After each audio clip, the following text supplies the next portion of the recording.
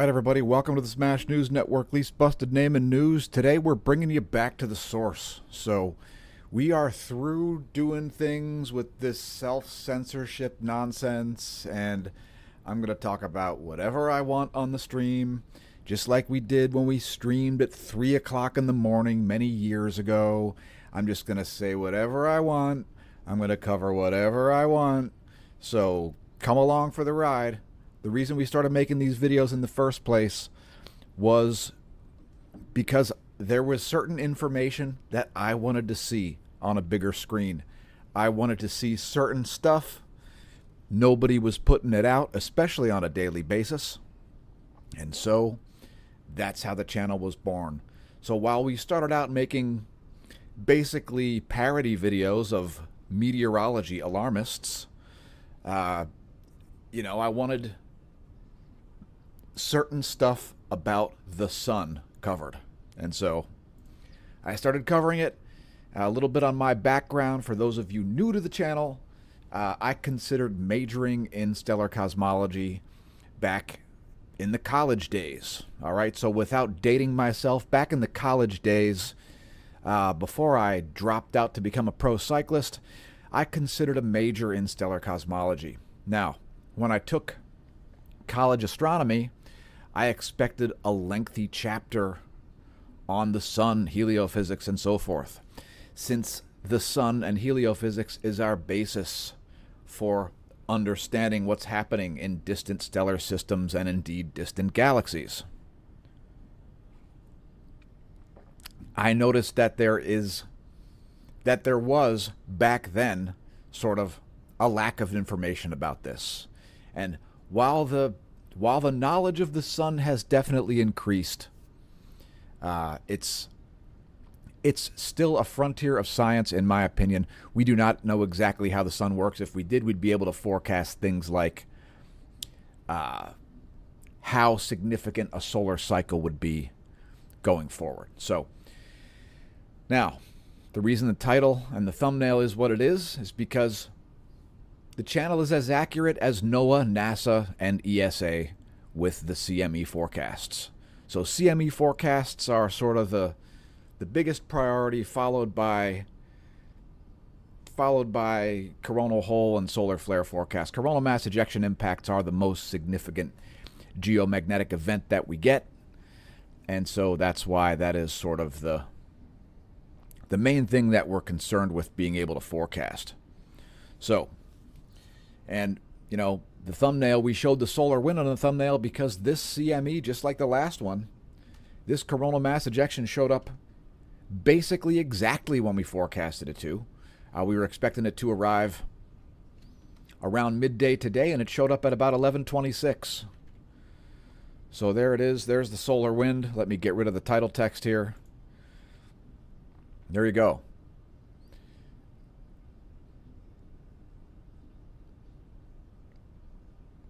So actually about 11:15 Universal Time is when that showed up. That's darn close to midday last time I checked. So there you go. Another accurate forecast. And it's all because of that CME that we saw a couple days ago,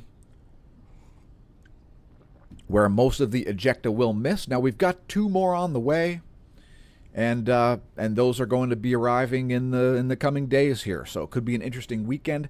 I don't expect this one to be particularly intense or particularly long. So far, we're on point with that as well. We're not seeing really anything resembling a strong geomagnetic storm condition generated from this coronal mass ejection impact. So let's get back to the source here, back to the beginning. The house favorite wavelength here, 171 angstroms. And showing the GOES 19 there. So ionized iron in the extreme ultraviolet spectrum.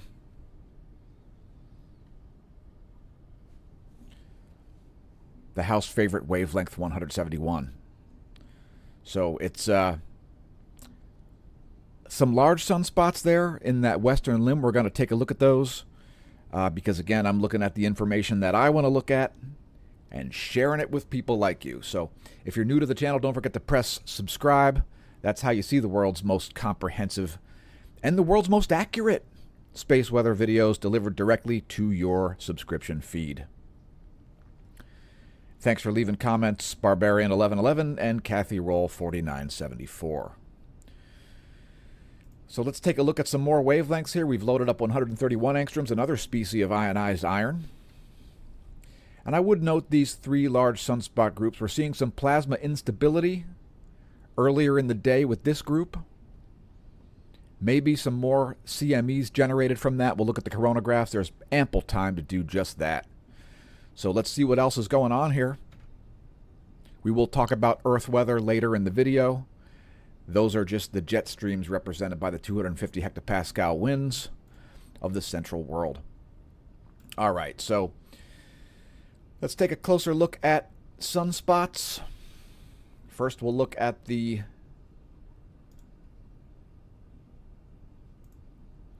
we're going to look at the HMI instrument.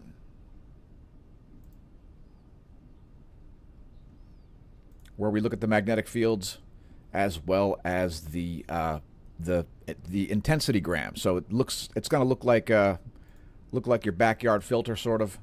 There you go. There's your intensity gram, and there are the magnetic fields. So we still do have some deltas there. Certainly, all three of these are complex. They're all beta gamma class, and these two sunspot groups, this one here and this one up here, they're both beta gamma delta sunspot groups. This one down here, it's getting a little bit tough to tell because of its proximity to the solar limb. I think that one's just a beta gamma class. Beta gamma delta class sunspots are the most likely ones to produce major solar flares. And also their proximity to the limb raises their likelihood of producing flares and large flares by about a factor of 4%. So that is significant, 4% difference. You know, a 24% chance of an X flare versus a 20% chance of an X flare is a lot. So anyway, let's take a closer look at these magnetic fields real quick. So that one is an active sunspot for sure. That's beta gamma class. This one here, beta gamma delta class, and especially this trailing portion, which is where you do see the action and the plasma filament stability happening. And you can also see some roiling of this front part of this sunspot, this leading edge. You can also see some significant magnetic shear there, but these are the areas that really make this into a beta gamma delta class sunspot. This one up here, also beta gamma delta, but it's not looking quite as attractive for producing large sunspots as this sunspot group is. So yeah, exciting times for sunspots and CMEs. There's your magnetogram and intensitygram from the SDO HMI instrument. And we'll also bring up the, well, let's look at the potential field surface source map. We'll show this one, the 171 angstroms. And what about the raw 171 angstroms? The house favorite wavelength straight out of the SDO. There it is. And that's the one that we typically put on our graphics when we make graphics. And you can find some merch on the homepage, smashomash.com. We'll talk about that a little bit later in the video.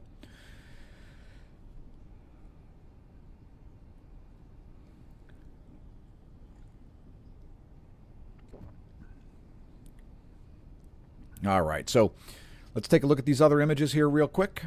There's the 171 plus colorized magnetogram. There's a potential field surface source map. And again, sunspot 4478 is the currently most active sunspot. That's the most likely place to see an X flare, despite the closer proximity to the limb of 4479 and 4480. So 4478, that is where it's at the moment. And especially down here in this area right there, that is the most active delta where you can expect to see flares emanating. So there you go. There's a holistic view. And let's move on here.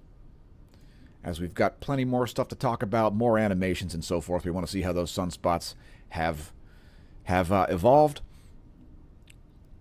So let's look at the X-ray flux for the past day. There is the GOES X-ray flux from the GOES 18 and GOES 19.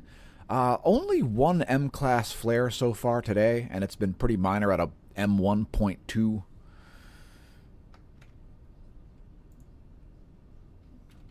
And let me go back to the solar wind here. All right, there's that solar wind. And as you can see, this CME did strike right at 11:15 Universal Time. This was the point of greatest solar storm potential, greatest geomagnetic storm potential, I'll say, where we had a BT of 12.6 nanotesla and a BZ of 7.7, negative 7.7, that is. And so that was the biggest potential, but we did not see a solid negative BZ signal there. So thanks for leaving a comment, Stratotanker8373. And folks, don't forget, if you're viewing this video in live replay, feel free to leave a comment there. If you don't want to comment, if you just want to lurk, feel free. That's on you. So anyway, the velocity and density of this CME, not very fast and not very dense. It was associated with an X-class flare, but most of that ejecta is missing Earth to the north. So the portion that is earthly directed has a density of about 8 protons per cubic centimeter and a velocity of something like 470 kilometers per second. Somewhere in there, 476, somewhere around there is the relative speed of that. You can also see a solid signal on this bottom line here, the plasma temperature. So great signature there of a CME impact. As we said yesterday, there would be a good signal for this because we had a very slow solar wind. So jumping up about 100 kilometers per second there. Significant change in the temperature, significant change in the density, and of course the magnetic field. So classic coronal mass ejection impact, exactly as forecasted. That one is being measured by Solar 1, I believe, as we've got a new solar wind measurement satellite. I should say spacecraft because it's not really orbiting Earth. It's orbiting Lagrange 1. So that's what I'm talking about there. That's about 1 million miles from Earth, folks, if you're wondering where Lagrange 1 is located. The solar wind needs to be measured from outside of Earth's magnetosphere because Earth's magnetosphere is far too strong to measure the much weaker interplanetary magnetic field. So we're moving to the Space Weather Enthusiast dashboard here, and NOAA is forecasting an additional CME impact.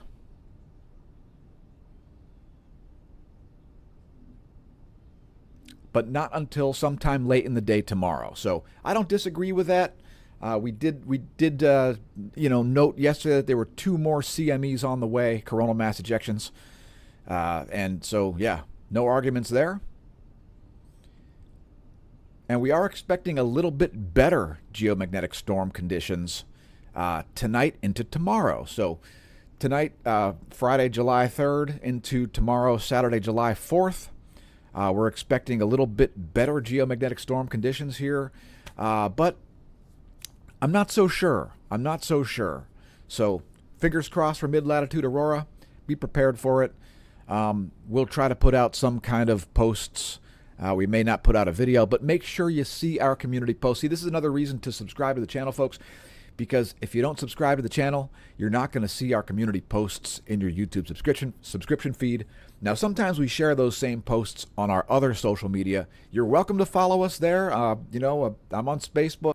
It looked a little bit differently yesterday. I think I said it was going to be updated as it didn't look like it was accurate. And there you go. That does look a little bit better. So, indeed, I forecasted the forecast. Forecasted the forecast there from University of Reading. And let's pause this when the CME impacts are expected. So there you can see, I said it was going to arrive a little bit earlier than University of Reading did.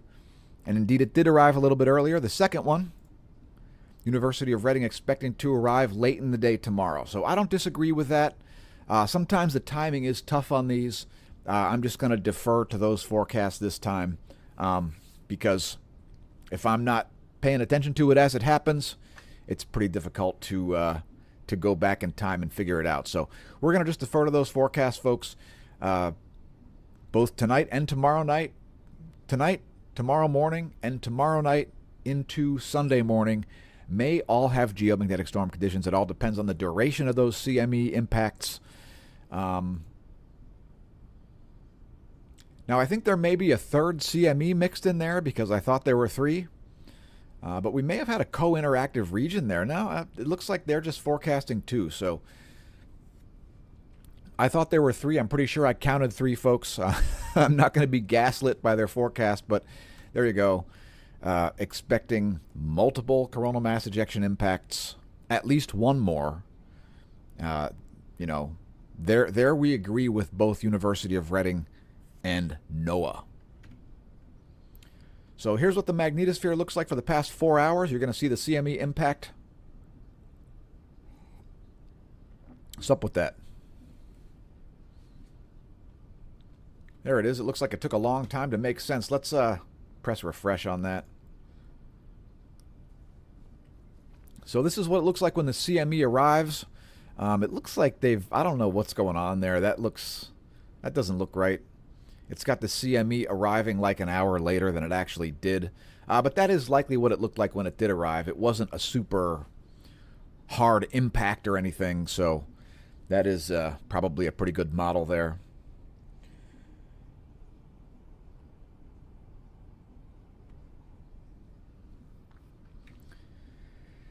And once again, thanks to our YouTube viewers. Congratulations on realizing the channel exists. We are always putting up more content, more videos, more shares. Again, don't forget to check the community posts. If you don't see those, you're missing a whole bunch of content. Did you know that your brain has a large language model built right into it? Did you know about that, folks? Yeah, it's amazing. You are able to did you know that when you receive an email, you can read, summarize, and respond to that email? Did you know that? Like, let's say you don't have access to the internet, or let's say your battery's dead and you have no way to charge your device. And so you have no way to ask a large language model to read, summarize, and respond to an email. Did you know that you can actually do that yourself? It's incredible. Yeah. There's this thing called brain power where you can read a thing, you can actually understand it, which is a crazy skill that a large language model doesn't have the capacity to have, like intelligence itself.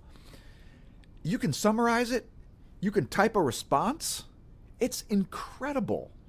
Some of you may have just realized this now, but it's great to bring it to your attention. We are delighted to do so. Congratulations on realizing that thought exists. And just a quick reminder that we've now condensed all the AI into one thing: large language models, which are machine learning, which have no capacity for intelligence, which means there's no path to AGI, which means there's absolutely no way you're going to get from large language models to some crazy bridge to artificial general intelligence, to some crazy bridge where you network billions of AGIs together to produce ASI, artificial superintelligence. It's just not a thing. There's not only no clear path to it, there's no path to it at all via the dead end that is large language models. So I'm sick of the AI nonsense. I'd like the bubble to burst because I would like things to burn so that there are ashes from which the phoenix to arise. All right? If the things don't burn, there is no ash pile from which the phoenix to arise. All right? When things are really bad, when they're at their absolute lowest point, you have a great opportunity to do things like display leadership. Leadership, intelligence, creativity, nuance, some sense of style, some ability to make trends and not follow fads. Do you understand the difference? Fads are outdated as they happen. That's why you shouldn't chase fads. Fads were never in style in the first place. That's why you shouldn't chase fads. You should set trends. Because by the time you realize there's a fad, it's far too late. And you're now just a bootlicking, ball-licking fad chaser. And, like, have some imagination, folks. Have some creativity. Human thought is not outdated. We're about to be in a golden age of human thought. So, what happens after every dark age is a renaissance, a golden age. It happens every time. It's a cycle. Weak men create bad times. Let me rephrase that. I want to be sexist. Weak humans create bad times. Bad times create strong humans. Strong humans create good times. And those good times then create weak humans that then recreate bad times. It happens over and over again. And guess which situation you're in? You're on the precipice of the ultimate opportunity to display leadership, courage, imagination, innovation, style, taste, stuff like that. I have this problem. Leadership always falls into my lap. The question is it a symbiotic relationship for me to accept that leadership, or is it better for me to reject that relationship, that leadership role that, poof, just appears out of nowhere all the time? It's what happens when you're on the cutting edge of this thing known as thought. When you can think things through to their logical conclusion, when you are able to understand a complex series of variables and how they relate to each other. Like, space, weather, and the economy aren't really that different, are they? It's a lot of variables that most people have no idea how they relate to each other. That's why channels on YouTube about space weather and about economics are highly prized channels. So, yeah, be forward thinking. Decide whether or not you want to accept the leadership and responsibility that's about to fall into your lap, because there's going to be a lot of things falling. The forces that keep bubbles burst, the forces that keep bubbles inflated are the same forces that create the bubbles, and the same forces that are responsible for the doom and destruction caused by the bursting of the bubbles. So when those ashes are there, be the phoenix that rises from the ashes and exploit that opportunity for your own benefit, and preferably for the benefit of all of mankind. What a concept! Isn't that incredible? Yeah, you can do stuff to benefit all of mankind. Isn't that amazing? Wow. All right, let's get back to some space weather stuff here. We do have a leveling off of the radio flux and a dipping of the sunspot number. So despite seeing a sunspot rise there in the east, it's pretty small, it's pretty uneventful. Radio flux here leveling off above 200 solar flux units. So this is the highest level of radio activity we've seen since December. All right? And this is common as the solar cycle ramps down, seeing big variations, wild swings of the sunspot number and the radio flux, the two most important variables of the solar sunspot cycle. So while we're less than 2 years out of solar maximum, we're still seeing sunspot numbers vary wildly.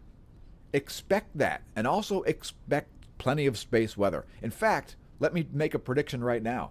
I suspect that this fall we might see the strongest geomagnetic storm of the entire solar cycle 25. So, because we've really had kind of weak solar storms for the past couple of years. So yeah, we are overdue for a major CME impact. And I think part of the mechanism is because as sunspots get closer to the equator, which they do, as you approach solar minimum, you see less high latitude sunspots and more sunspots closer to the equator. Those sunspots in opposite solar hemispheres are able to interact with each other's plasma. As their magnetic fields suspend a bunch of plasma, it's able to stretch across the solar equator, which is similar in line to where the ecliptic plane is. And when that plasma gets released, it's more likely to strike Earth because it's starting out at the equator. Does that make sense? It's a very simple thing. It's not complex at all. But anyway, sunspot number here dropping down toward 100. So that's solon.info/solar if you want to look that up yourself. Solon.info/solar.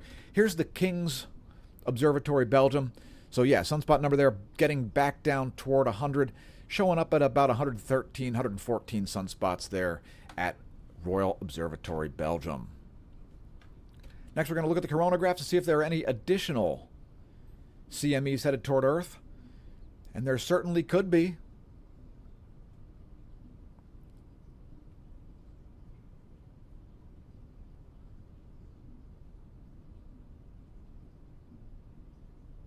But that is inconclusive. That is inconclusive to me. So, that is all the more reason to look at Stereo A. Stereo A is a couple months ahead of Earth. As it speeds away, from Stereo A's perspective, Earth would be out here where my orange pointer is.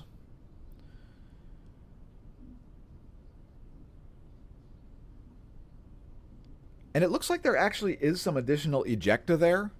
So we are expecting another CME impact here coming on the 6th. So sometime after midday on July 6th. That would be, what is that, Monday? Yeah, so another CME impact coming on Monday. So yeah, we should have 3 more on the way, 2 more on the weekend, and 1 sometime after midday later in the day, probably something like 18 to 2000 Universal Time on Monday. That'll be another minor one, but you can see some ejecta there. Let me bring that back so you see that. So right in here you can see some ejecta kind of on the ecliptic plane. And then some missing data, and you can also see the Stereo A instrument there being struck by some relativistic particles. That's what that pixelation is. So some relativistic particles headed out towards Stereo A. But right here you can see, in this area right here, that is some Earth-directed ejecta. But it's pretty minor, it's pretty diffuse. It's not going to cause any major geomagnetic storms. Maybe just a short period of geomagnetic unrest later in the day on Monday. Besides that, we've only got what we've already talked about headed toward Earth. So, what's next, you ask? Solar energetic particle events. We ain't got none, but the likelihood of seeing some is kinda high, because we've got 3 large sunspot groups on the western limb, and that is where most solar energetic particle events come from. So the likelihood of seeing a spike in the proton flux remains quite high, especially as that northern sunspot group sets. So don't be surprised to see a relativistic particle event. And that's the greatest danger for people like astronauts and for those who are taking polar flights. So, you can be exposed to polar radiation from those proton events. It'll also cause polar radio blackouts if we do indeed see a proton event. So those relativistic particles, they're more likely to strike Earth when we see action on that western limb. And we are having sort of a magnetic connection channel going on right now between Earth and Sun. So that also raises the likelihood of seeing proton events. Again, there's the GOES X-ray flux. Only 1 M-class flare in the past 24 hours, but the likelihood of X-class flares is certainly there. Let me go back to Stereo A here. I just want to show you the EECs. That's not what we wanted.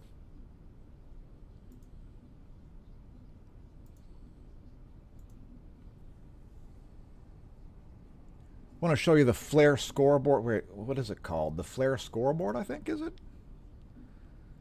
Let me see if that's the right thing.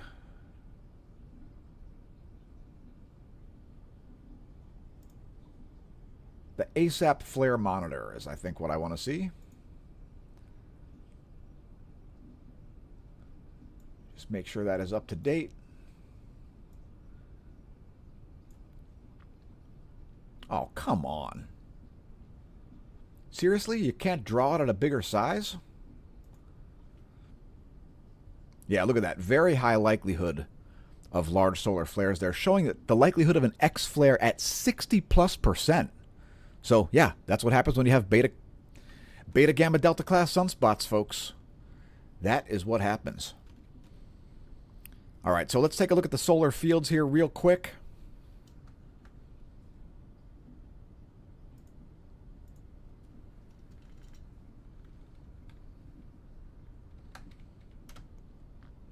There's yesterday plus today. You see all those active regions there setting in the west. We are seeing some variations in the solar B field there as well. That's in the east side, as we do see some opening coronal holes happening. So if we bring up the 195 angstroms, you can see there is a coronal hole over here. And let's show that. Here's our line of sight coronal hole plot.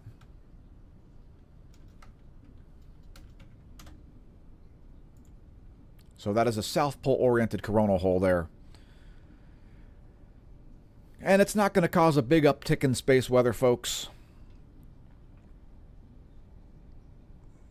By the way, just a quick reminder, don't forget to click the gear in the upper part of your chat window.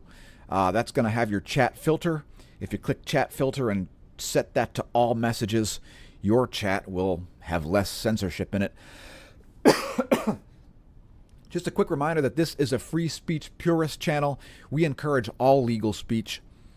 The price to pay for speech is that people might think you're a dum-dum on the internet if you say something stupid.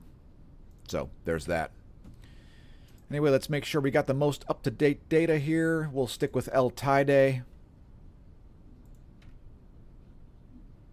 We'll show the evolution of sunspots, and we'll show solar plasma filaments.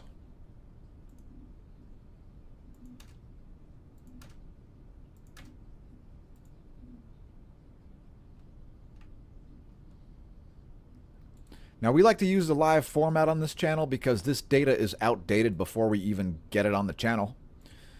So that is incentive to make these videos live, because just like any sort of weather, space weather it's in real time. So that's what you got to do. And of course, I like the tension that's created. You know, since I'm not a fraud. I'm not a fraud and I'm not a charlatan. In other words, I don't misrepresent facts, and I don't believe my nonsense. When I say stuff that's nonsense and I realize that it's nonsense, I just redact it. I call myself on it. I grow as a person and I move on. We real science people, we like to be incorrect, as it causes learning and an evolution of our knowledge, otherwise known as learning. So, yeah, these sunspots are looking largely stable here as they set.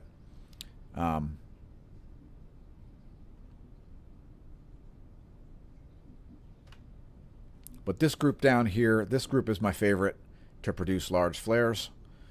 Also happens to be the largest single umbra right now. It does have some plasma bridging going across it, indicating that the leading group is probably degrading. But the trailing group remains quite delta active. So pretty volatile here, and it has actually increased in complexity a little bit. So yeah, very high likelihood of X-class solar flares.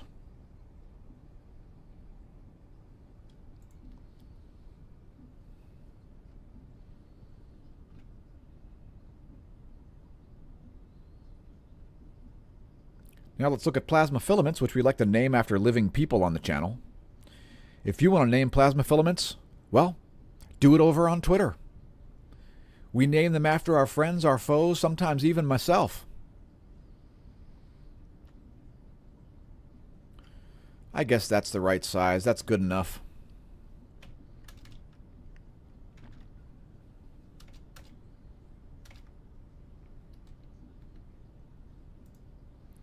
So yeah, over on Twitter, that's where we name them.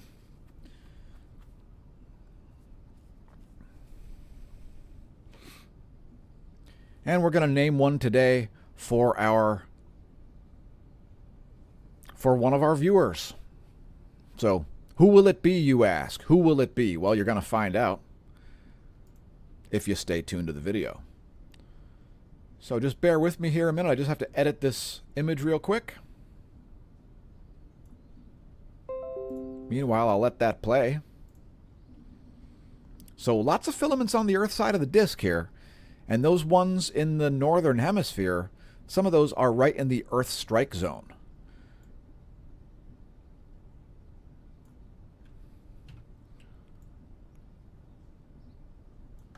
And I'm having a little bit of trouble drawing right now, so just bear with me as I let that play. All right, perfect. So again, over on Twitter is where we name those things, those solar plasma filaments. And here's how you do it. Just post an image. So that one in the southern hemisphere, that massive plasma filament is the one we're going to name, and we're going to name it after our most massive supporter for the past couple of months. And there she is sending more cash through a super chat. So thanks to Barbarian1111 for making the channel receive payment of any kind. And we're just using the hashtag name that filament. And coincidentally, not coincidentally at all,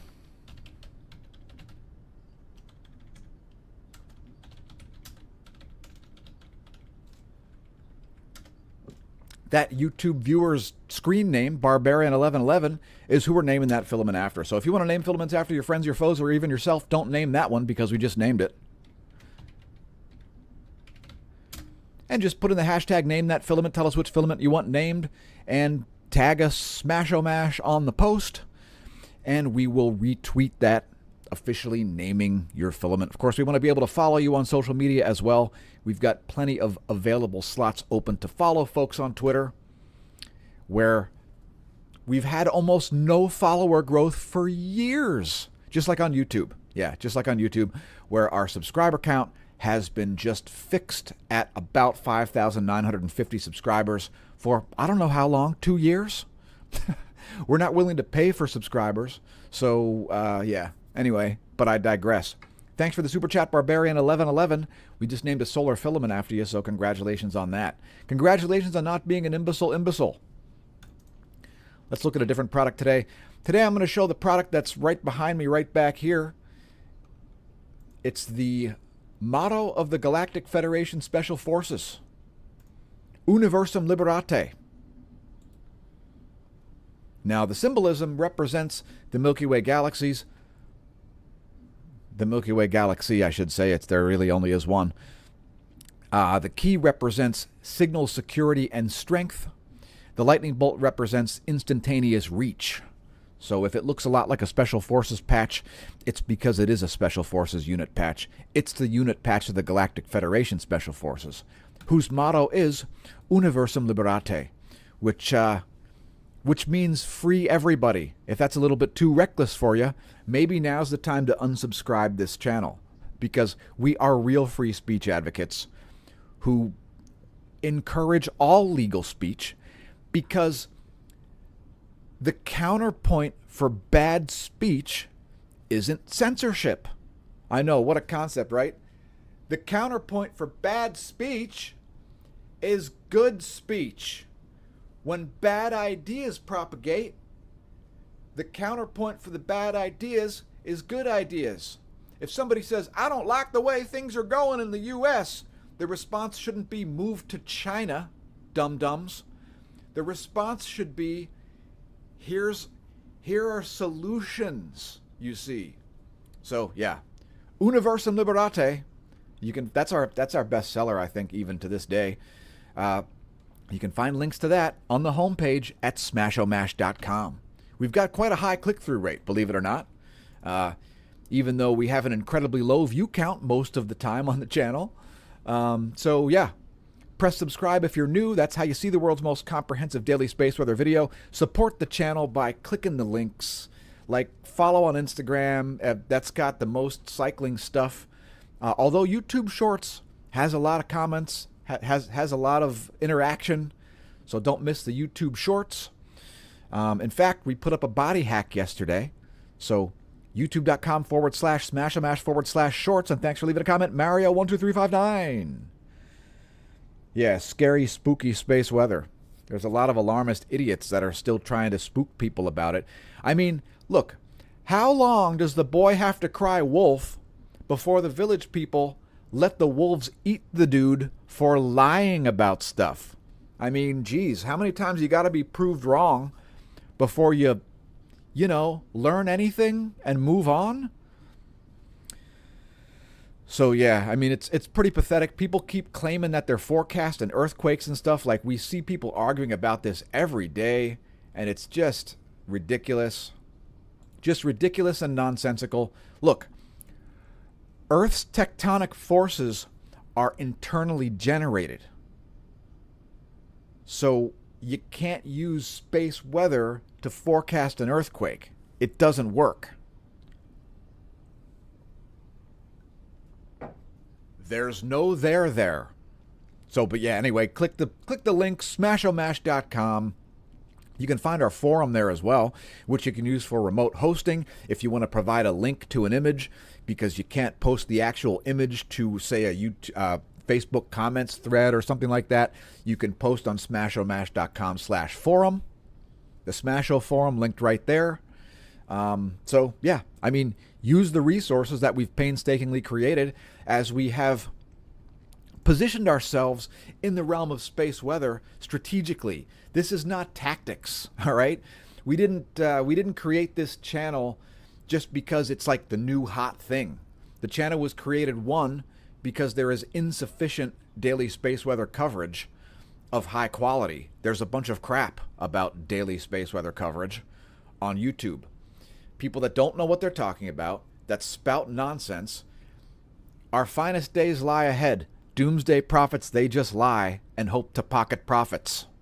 So, yeah, and of course, part of the reason that I didn't major in cosmology is because it looks like there are lots of discoveries to still be made about the closest star.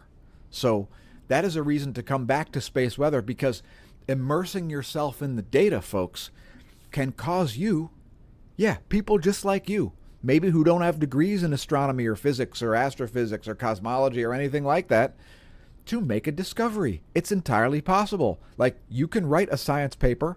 If it's good enough to pass peer review, you can get a science paper published.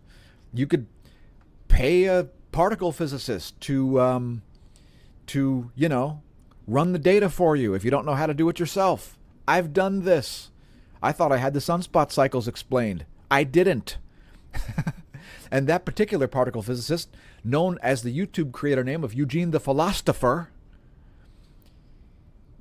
he realized that I'm not a fraud. Isn't that amazing? Because when I realized my theory was wrong, guess what I did? I moved on. I moved on and abandoned that theory, because when all of the data refutes your theory, it's a bad theory. I should say hypothesis.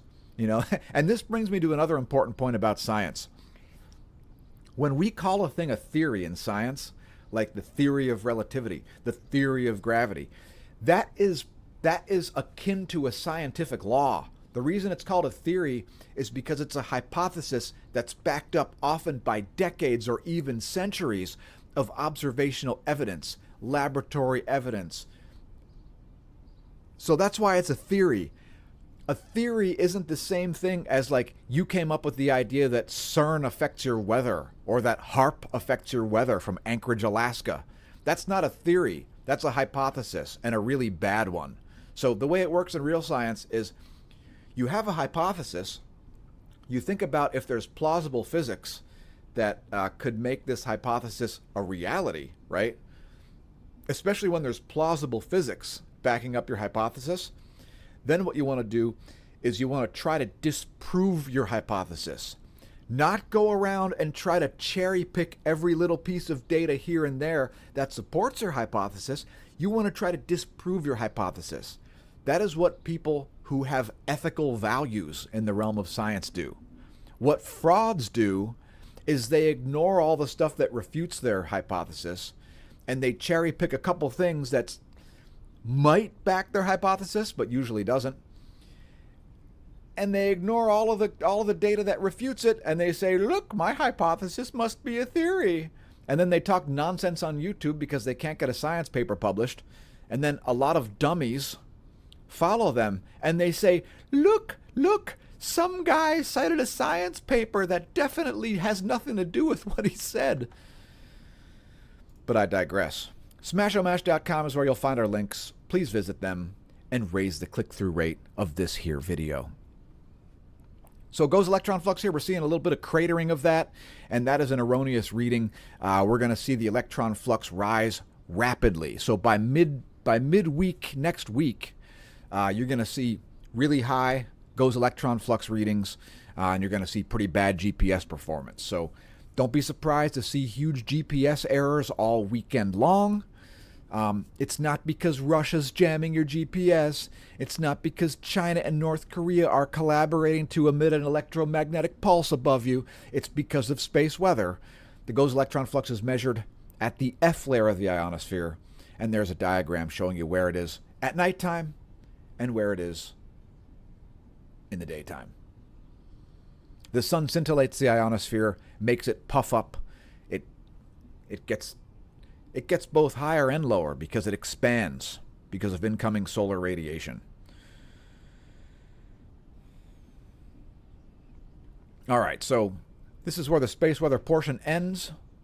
It ends with ionosphere maps and the total electron content, which I love because it shows real data about where those ions are located. So here's the vibration of the F layer. It's a bunch of diffuse gas vibrating at millions of vibrations per second.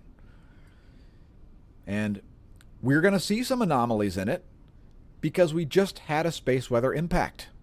So CME impact happened. It's not a major one. The next one is going to be a little bit better. So, and the one on Monday is going to be pretty weak, similar to the one that we have now, even a little weaker than the one we have now. But the next one, the one coming tomorrow night into Sunday, I think that one's going to be a little bit better. So we'll see what happens. But we do indeed see some anomalies popping up there in the F layer. So don't worry if you're not familiar with that map. No problem. Here is the anomalygram, which depicts anomaly in megahertz from the 30-day median. Also courtesy of Australian Government Bureau Meteorology. Now keep in mind that's very low resolution, folks, but you see some both high and low frequency anomalies happening there, and that's what you expect when space weather impacts happen. And we like to show the correlation between the incoming space weather and the data, because that's what leads people to understand the physics underlying space weather.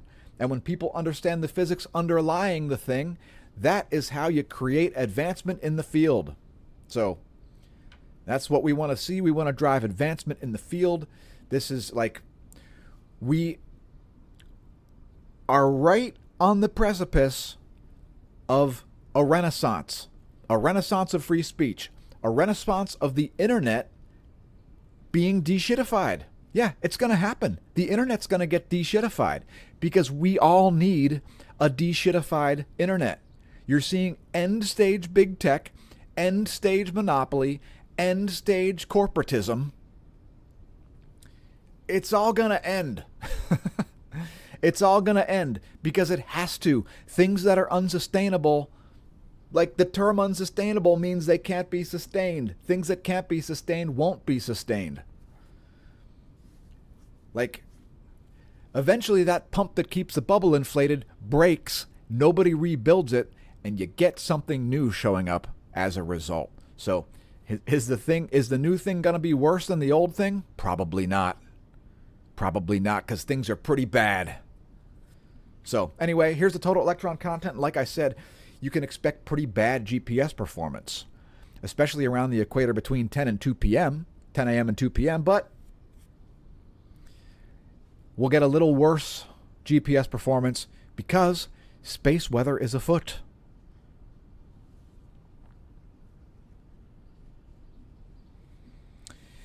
Yeah, Mario12359, it's like things like the economy and like space weather and even really Earth weather.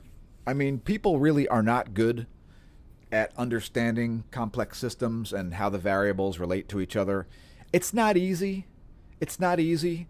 But, you know, the reason that we learn physics in a certain order, you know, you take physics 1, then you take physics 2, electricity and magnetism, and so on. Like, the reason that we do that in a progression is because that's how you get the variables together. That's how you understand the underlying stuff that causes the other stuff to happen. But it's a lot to ask, because when you can just ask an LLM something that it may or may not return a correct answer to, that is a devolution, a de-evolution of human intelligence. So, but it's not going to last forever, folks. It's not going to last forever. Unsustainable things never do. So let's continue on here. I'm going to get to your comments as I bring up some weather maps as we transition from the weather in space to the weather on Earth. First thing we'll show is the visible satellite, and we're going to actually show the lower 48 here because we've got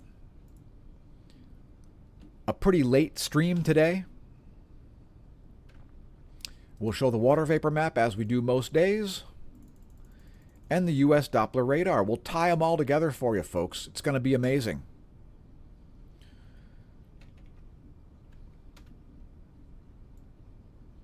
We'll show you the vertical motion of the air column, like that. We'll show you the water vapor map, as seen here. And we'll show you the visible satellite.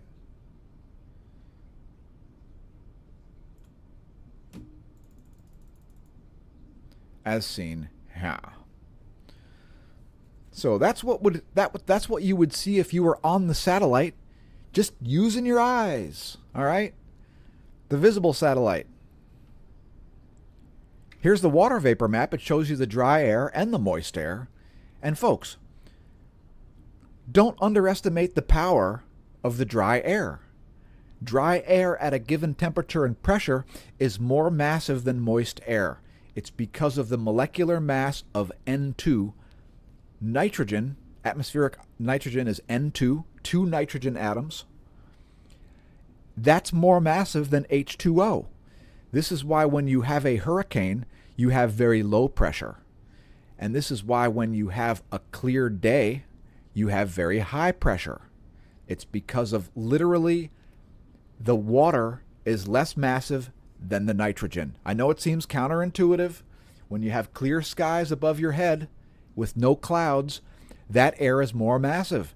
That is why you have higher pressure on a clear day than you have on a rainy day. It's because water is less massive than atmospheric nitrogen. It's as simple as that. Once you understand that, you can never unsee it, folks. So when you look at this map and you go, wow, what's going on? The Doppler looks so unclear. Well, bring this up, and you can see what's going on in Nebraska there. You've got dry, massive air creating a huge pressure gradient where the air cannot support that, and precipitation has to happen. Water droplets, they turn into rain. Oh, yes. So yeah, once again, there's the visible. And you can see a push from behind. Western Nebraska, air is being pushed ahead by drier, more massive air, as is evidenced here on the water vapor map. That's causing precipitation, as evidenced there by the Doppler radar, which depicts vertical motion in the air column. Mario12359 says, I know some of the doomsday cults almost All of them sell either nasty freeze-dried food, overpriced online courses you can get on the internet for free, and overpriced solar batteries. Yeah, did you know you can take any class at MIT for free? You can take any class at MIT for free. It includes the textbook, the study guide, the lectures, all of the other associated multimedia, the labs, the workbooks, the exams, the whole thing. You can take the whole class for free on the internet. There is no excuse to be an ignoramus in 2026. There are a lot of ignoramuses, that's why cults are so attractive, folks. It's so easy to get people in cults when they're in a shattered state. You know, weak people are the best recruits for cults. So that's what you get. You get weak-minded people. They want to follow some living leader who promotes nonsense and who is harmful. You notice some of that? See AI data centers, political cultists, and pseudoscience cultists. Pseudoscience, political, and AI cultists. You know, the technocracy, the corporatist technocracy. I mean, that's really the form of government that we have at this point. You know, if you're celebrating July 4th, I hope you're enjoying the corporatist technocracy, because talk about unsustainable. How about a business who posts quarterly losses of billions of dollars quarter after quarter and is not going to be profitable for another 3 or 4 years, the same time that their AI data centers are going to need new GPUs? Who believes this nonsense? The accounting is open for everybody to see. Like, fear and fraud does not sell a technology, folks. The technology's merits. The technology as something good is what sells a good technology. Very different from fear and fraud. Fear and fraud and the accounting of losing billions of dollars per quarter or even per month is not a business model. That is a model of decay. China is eating the US's lunch when it comes to AI. They're putting data centers underwater, not in space. It's not feasible to put data centers in space. We don't have the solar panels, the radiators, the equipment to build them, the launch payloads. We have nothing associated AI data centers in space. The dumbest idea since self-sustaining Martian colonies. Whether or not you believe it, here's some more weather stuff. There is a little bit of lightning here in Iowa and Kansas and Nebraska. Looks like a little bit in South Dakota.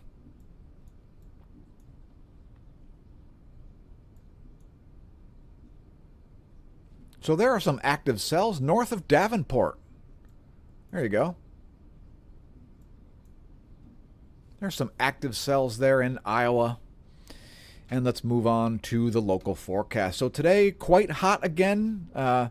Again, check our YouTube shorts. YouTube.com/smashomash/shorts for a body hack. You can get faster without even riding hard by doing one thing. Just do one thing, folks. Anyway, once again, today a high near 99 with a heat index around 109. Yowzers. That's kind of on the warm side.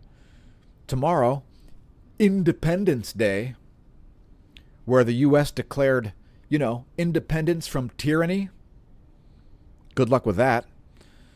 Tomorrow, a high near 95 with heat index values around 102, with some isolated thunderstorms and showers after 2 p.m. Saturday night, low near 71.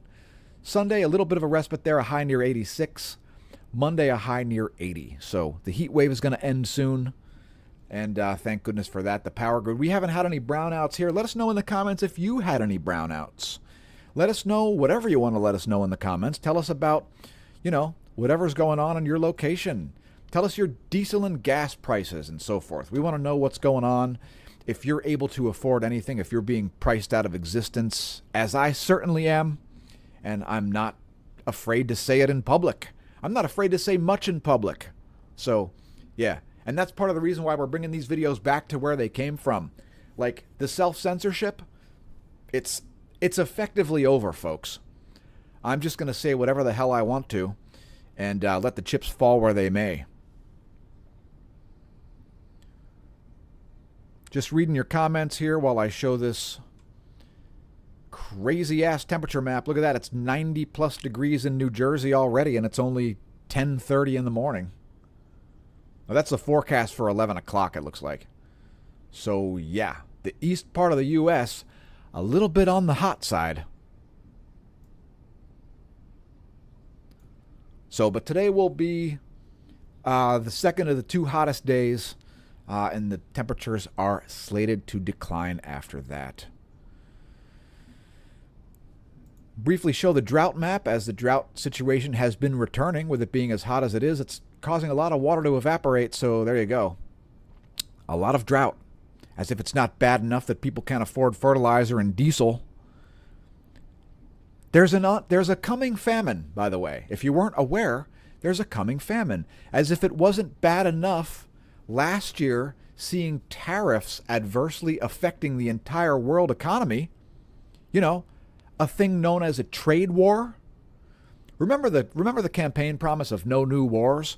Well, last year, some idiot, some economic illiterate big spender started a trade war, a totally unnecessary trade war with arbitrary tariffs. You can probably identify who that economic illiterate might be.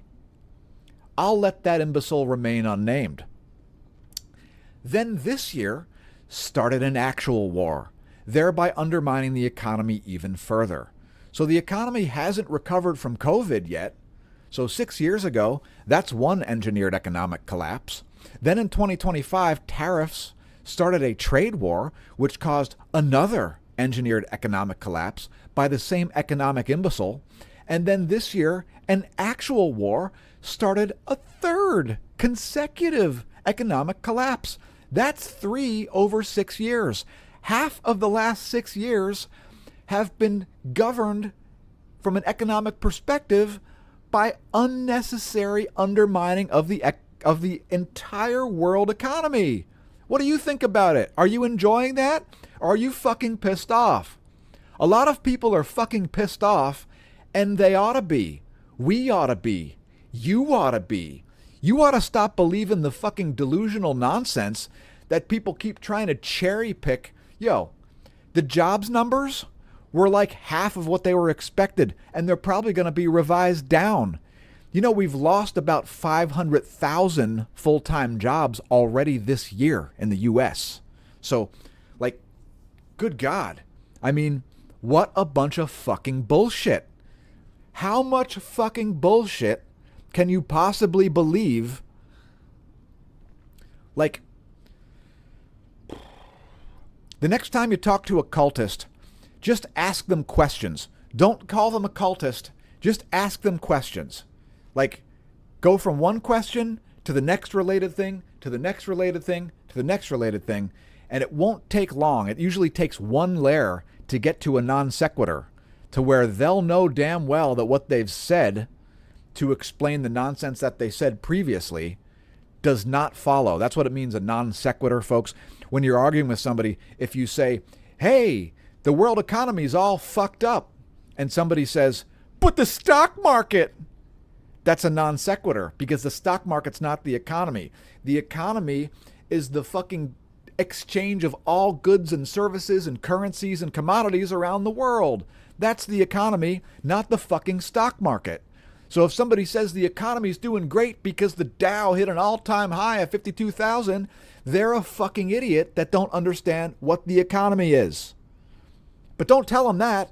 Just say, oh, but what about these other factors? Like half of Americans being unable to afford things like basic survival, rent, their mortgage, their insurance, their electricity bill, their fucking food. It's kind of important. But no, the stock market. The stock market is the economy. Imbeciles. So many imbeciles lead to so many cultists. But you know what happens to all cults, right, folks?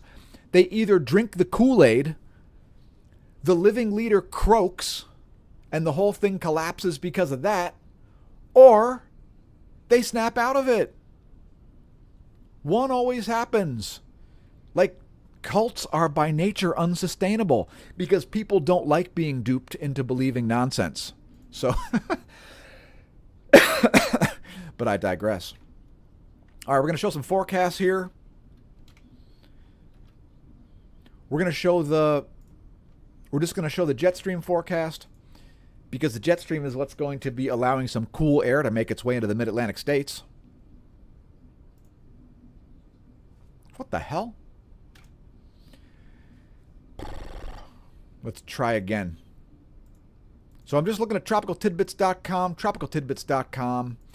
It's a great place to look at some weather forecasts.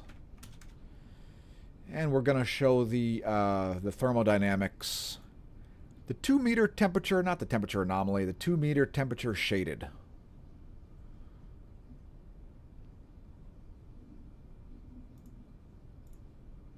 So just bear with me a minute here. I'm going to get to your comments. I see a bunch of comments coming through. Thanks to everybody who's taken the time to type one. For those of you who are lurking, thanks for tuning in. Congratulations on realizing the channel exists. We remain surprised with the pathetic and disgusting state of affairs on the internet nowadays as we watch big tech just collapse on itself. Did you know that monopolies are not even beneficial for the fucking monopolies that are monopolizing things? Yeah, it's not even good for the companies that run the monopolies. Why? Because they stop innovating. They depreciate the value of their own stock and their own product and their own business use among business clients. Here's how end-stage monopolies work, folks. A company becomes the industry leader. 2, a company buys up all the competition. 3, a company starts providing absolute shit products because they have no incentive to provide anything of quality because they're a fucking monopoly. 4, they start providing zero value to their business clients and they lose funding and then they lose credit in everything. Nobody wants to support them in any way anymore because they put out a bunch of shite. Sound familiar? Have you ever heard of Alphabet LLC, the parent company of Google and YouTube? Like, have you ever heard of Meta, the parent company of Feces Book? Like, these are end-stage monopolies, folks. Twitter, same thing. Like, Twitter has a monopoly on short-form social media. YouTube has a monopoly on video hosting. Meta has a monopoly on the rest of social media and largely communication in general, especially with boomers. This is end-stage big tech. Like, these companies are zombie corporations with nobody at the fucking wheel. So, I mean, plan accordingly. Like, the AI bubble is way worse than AI. AI is just the final catalyst that's going to cause the bubble to burst because it's a technology bubble. Like, there are new industry leaders that are going to emerge, and probably quite soon, because these businesses are unsustainable, and they're just committing suicide. Like, they are just straight up funneling all of their resources into more unsustainable shite. Thanks for leaving a comment, Christy Cherry 3356. All right, yeah, let me get to these comments here. I see a number of comments. Thanks to everybody who's taken the time to type some. We don't put them on the screen in these videos because we want to do our best to prevent the stream from just mysteriously shutting down.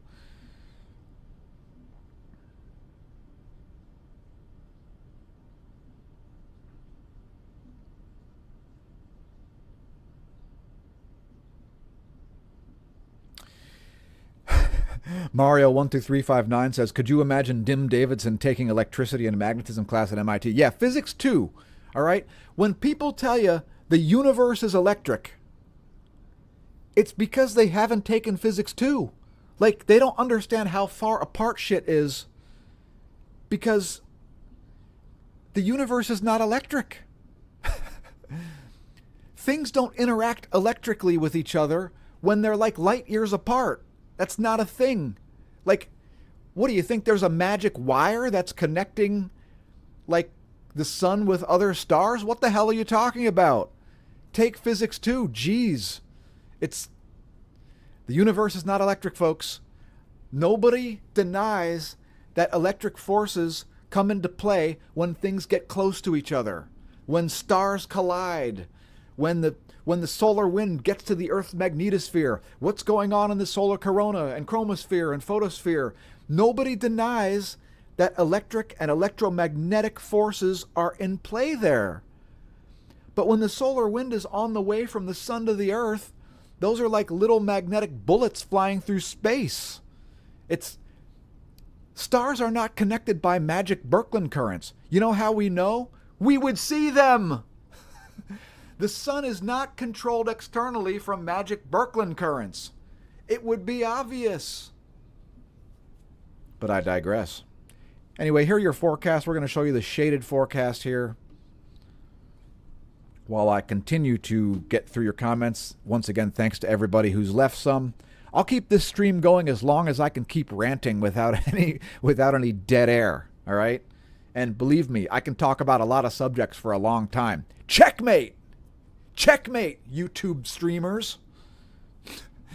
By the way, if you're a bigger channel and you want us to appear on a live stream to talk about literally anything without looking anything up, like... I'll promise that I won't look anything up, all right? I'll stand back like this so that I can't type and that I can't, like, you know, search anything or type anything into an LLM. If you want to test my knowledge, you want to test my knowledge on stuff, go right ahead. More than happy to appear on anybody's live stream. So, yeah, hit me up. Oh, yeah. You know, we share lots of other channels' content, and no other channels do jack shit to help our channel. I mean, it's... like, we've done collabos in the past, and they've been disasters. So, and it's not my fault. It's the fault of the other channels. Like, they expect me to propagate nonsense, but it's not happening, folks. Not cashing in my credibility, ever. Because when you cash in your credibility, that's it. You're not going to get it back. People don't like to be duped. The boy who cried wolf eventually gets eaten by wolves. All right. Yeah, graduating junior high physics is sort of the prerequisite to take physics. I mean, most students can take physics in high school. Some of them can take like an AP physics course that actually counts as a college physics course, if I'm not mistaken.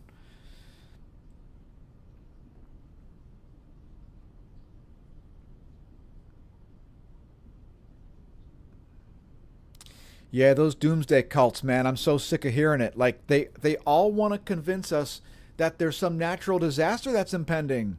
Except there's no natural disaster that's impending. It's like, oh no, the NAO, the North Atlantic Oscillation, the AMOC, the Atlantic Meridional Overturning Circulation is going to shut down, and it's going to cause the northern hemisphere to freeze solid into a giant glacier. The sun is going to shut down and go into a spooky, spooky grand solar minimum because somebody 7 years ago wrote a paper based on nothing more than math and not heliophysics, said the sun's going to shut down in a spooky grand solar minimum. Anyway, here's the jet stream graphic. And the jet stream is largely staying to the north here. But there are going to be some variations in it that's going to cause this sort of high pressure zone to break up a little bit for the mid-Atlantic states. So there it is. There's a jet stream map. We're going to close out the video with... well, I'm going to show a bunch of things here while I continue to get to the bottom of your comments. So if you got more comments, leave more comments, and I'll make more commentary on your comments. If you've got something for me to riff off of, hit me up. I do crowd work. I do crowd work, all right? The basis for all public speaking is understanding your audience. When you understand your audience, you know what to say and what not to say to keep your audience interested. It's not a hard concept, but a lot of dummies don't understand it. So first thing we're going to look at here is particulates. We're going to look at the DUEX because we've got Saharan dust making its way across the Atlantic. Let me get to the surface winds there. There are the surface winds, and there are the particulates, and there is the dew-X. So as you can see here, there's going to be some fantastic sunrises and sunsets coming to the Caribbean. Shout out to Peter Schiff on the Isle of Puerto Rico. I'm not sure if he's there right now, but Peter Schiff, a real economist, a real patriot, somebody who understands taxation without representation. Are you represented by the corporatist technocracy, folks?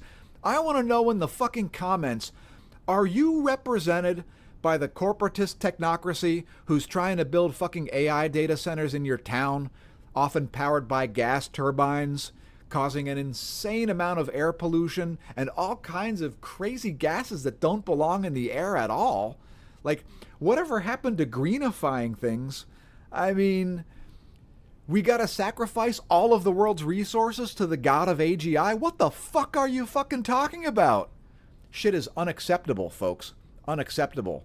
And like, there needs to be a concerted effort. You only need 3 or 4% of people to cause a massive change in the pathetic state of affairs that we have. You need like 3.4% of a dissenting population to stamp their approval on something different, something less shitty.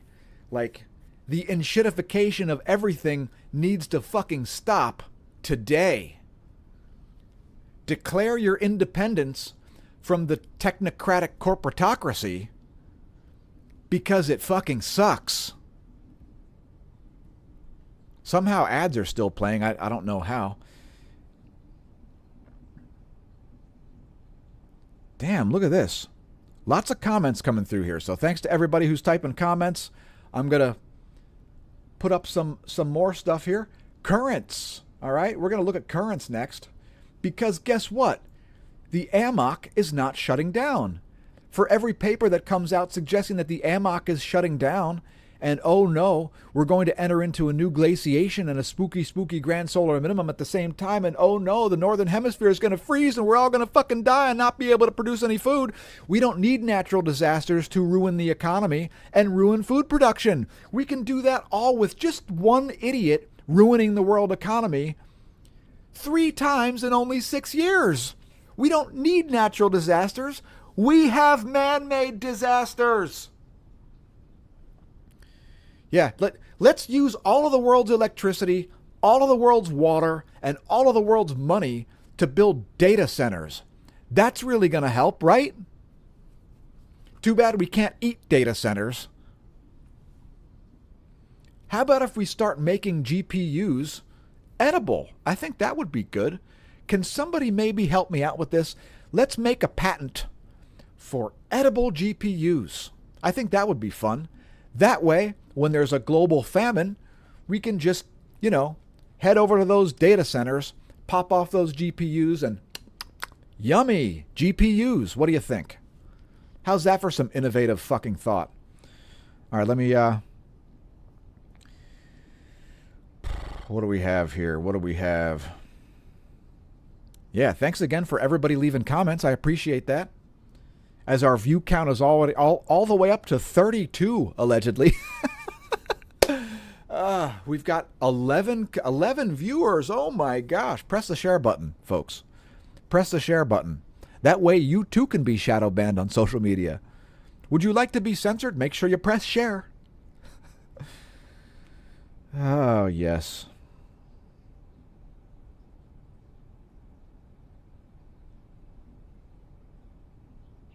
Oh, and let me read Barbarian 1111's super chat quote. Since I failed to do that when she left the super chat. Thanks again for the $10, Barb. Stupid definition. The word traces back to the Latin word stupidus and the French stupide, which both derive from stupere, meaning to be numb or astonished. Yeah, and that's what you see. You see people that are numb to facts. It's like talking to a goddamn brick wall. The reason why nothing gets solved in social media arguments is because nobody gives 2 fucks about the truth. Everybody just wants to dunk on each other and couldn't dunk on me if they had a stepladder. It's pretty pathetic. Let's take a look at ocean temperatures now that we've looked at currents. As you can see, the Gulf Stream is still making it all the way up to Ireland and Iceland and Norway. But let's look at sea surface temperature. You see how the water gets warm all the way up to Norway? Yeah. That's not an indication that the North Atlantic Oscillation or the AMOC, the Atlantic Meridional Overturning Circulation, are shutting down. These areas are still warm, even though we have a lot of anomalously cold water there in the North Atlantic. Because you see what happens in the summertime, folks. Greenland, a large portion of it is in the Arctic Circle, which means a bunch of ice melts every year. And since fresh water is less massive than salt water, it pools up on the surface of the Atlantic, and it makes it look very spooky. And then people look at this map and they say, oh no, the AMOC is shutting down every single year. And then it doesn't shut down. And then the boy who cried wolf moves on to some different doomsday prophecy about which he's also incorrect and spouting nonsense and recruiting cultists. So anyway, there's the sea surface temperature. There's the sea surface temperature anomaly, anomalously cold water, but there are the currents. And look, it's still making it where it goes. Otherwise, it would be even colder in Ireland and Scotland and Iceland and Norway. But it's not that cold, is it? In fact, let's take a look. There's the temperature map. Does Iceland look like it's frozen? Does Norway look like it's frozen? Does Scotland look like it's frozen? No! No, it doesn't. All right, let's take a look at the wind patterns of planet Earth here. Here are the surface winds of, how about the Pacific?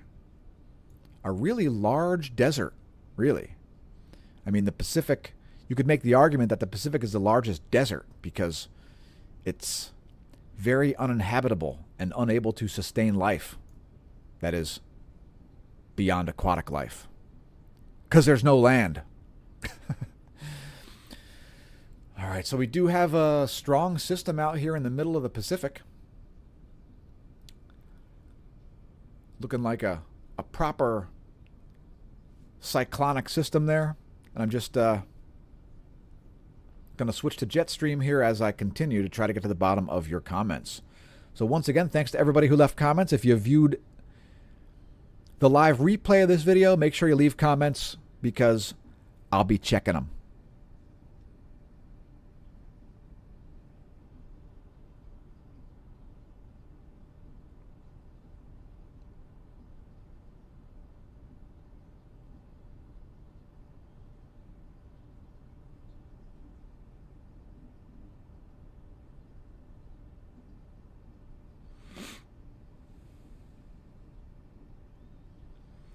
Yeah, thanks again, Barbarian1111.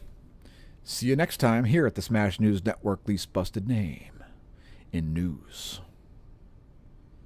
Only 75 degrees in San Diego. That's interesting. Yeah, Christy Cherry 3356 talking about what matters. Yeah, I do talk about what matters. Probably why the channel refuses to get to even 6,000 subscribers.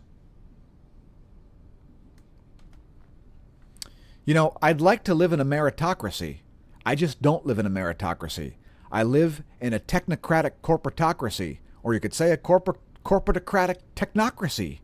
Either way, they're the same thing. Or you could even say a corporatocratic plutocracy or a plutocratic corporatocracy. They're all the same fucking thing at this point, as all of the world's resources get taken from the lower 99.9% of the population and fill the pockets of the 0.1% of the population. What the hell is that? Talk about a misallocation of resources. The current misallocation of wealth and income is as bad as the misallocation of capital to AI infrastructure. What the hell? Like, when are the pitchforks and torches going to come out, folks? When are the heads going on spikes, folks? I want to know. I want to know. Do I got to start a spike building organization? I'd love to. I can definitely take a bunch of sticks and put points on them. What about you? You know how to build torches? It's pretty easy. You take a stick, you wrap the end with a rag, you soak it in kerosene, and poof, you've got a torch. It's amazing.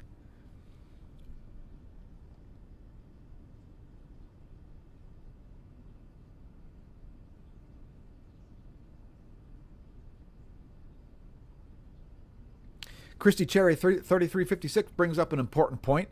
Yeah, apparently being homeless is now illegal, even though it's easier than ever to be homeless, and we have a larger and larger population of. Did you know that if the cops ask you if you're homeless and you say yes, you've probably committed a crime? What the hell?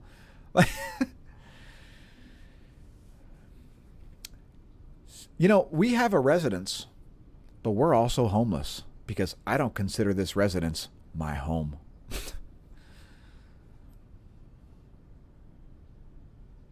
It's crazy, crazy time. You know, the dark ages like you have now, they always lead to a renaissance because, like I said earlier in the stream,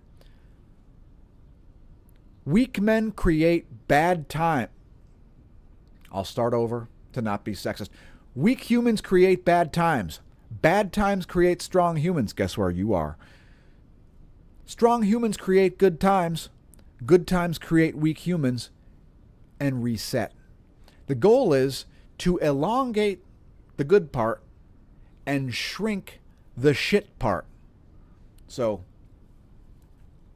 we encourage all of you to be part of the solutions and part of the dissenting majority, because practically everybody agrees with you about practically everything.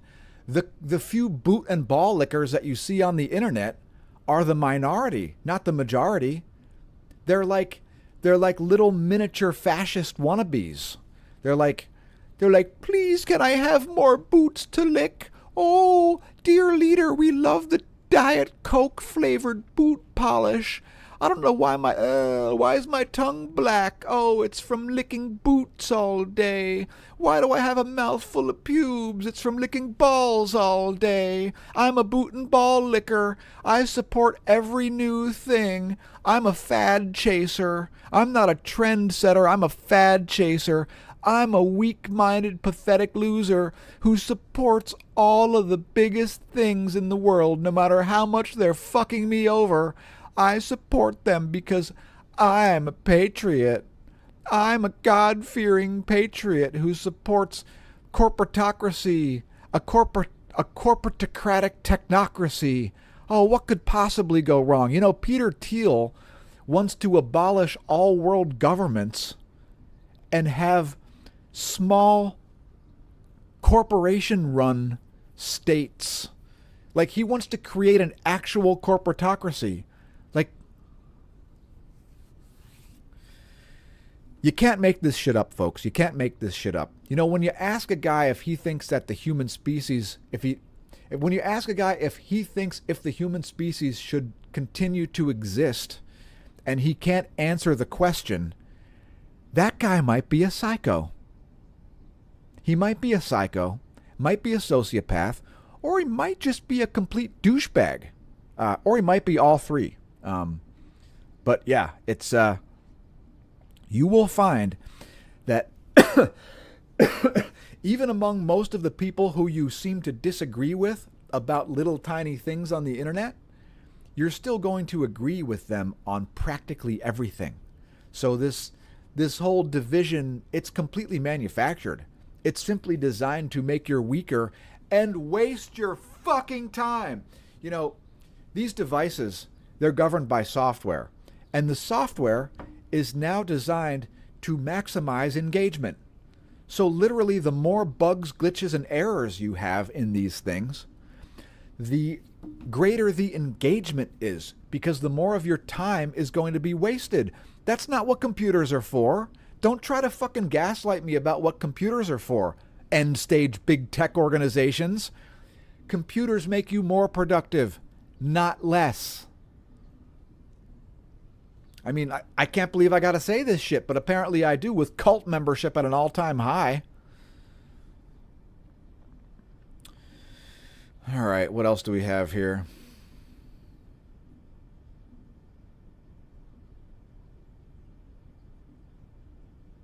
You may have noticed that we're going to switch to the jet streams of the central world. There you go.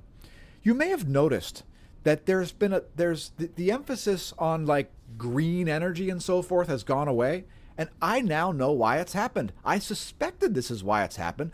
But the reason why the green energy boom has gone away is because a certain Western country's president is now in bed with fossil fuel organizations, namely coal and oil. Why? Because the excuse is now that we need lots of coal and oil to satisfy the electricity demands of AI data centers. It belongs in quotes because large language models have no capacity for intelligence. This build out of AI data centers is the worst investment in the history of mankind. Let that sink in.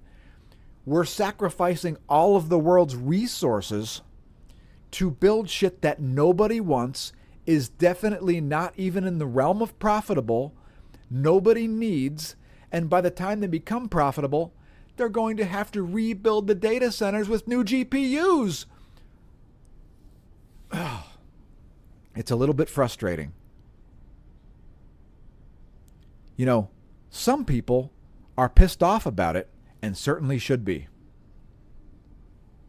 I'm just still trying to get to the bottom of your comments, folks, so keep them coming, because when I see something interesting in there, I will comment on it. I think that's better. I may start yelling. All right, that's about right. Mario12359 says, we need to get you on podcast with Dave Explains for Stefan Burns. So let me comment on that. I spent quite a few hours writing and putting notations about nonsense that Stefan Burns states, and I sent all that stuff to Professor Dave Explains. And he still hasn't made a video about it. So once again, a channel with millions of subscribers does not help. While I love Professor Dave Explains debunking videos, and it's great that he's putting out evergreen content that helps people pass their college courses, like, what have you done for me lately, dude? Like, what the hell? He's like, give us more debunking. What am I supposed to do? Debunk astrology? Like, you can't prove a negative. Like, when somebody says something that isn't true in science, it's like, there's no evidence to suggest that that's a thing. There's no evidence to suggest that the sun causes earthquakes. Earthquakes are caused by tectonic forces. If there's some kind of tiny, tiny correlation, it doesn't exceed the tectonic forces. Like, there's no big debunk that has to happen. This isn't like a biology video where it's like, this is why evolution's a thing. I would be more than happy to go live and talk about all of the crap that Mr. Burns burns his viewers with. But I don't get an invite. We don't get any help from any bigger channels. We don't get jack shit from anybody. So fuck it.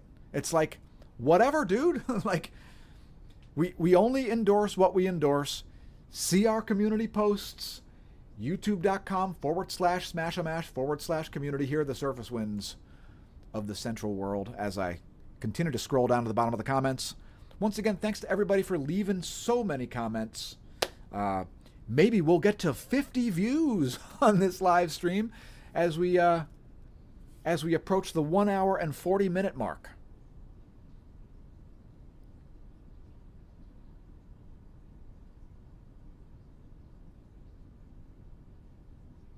Yeah, Professor Dave Explains his forte is not geophysics and space weather.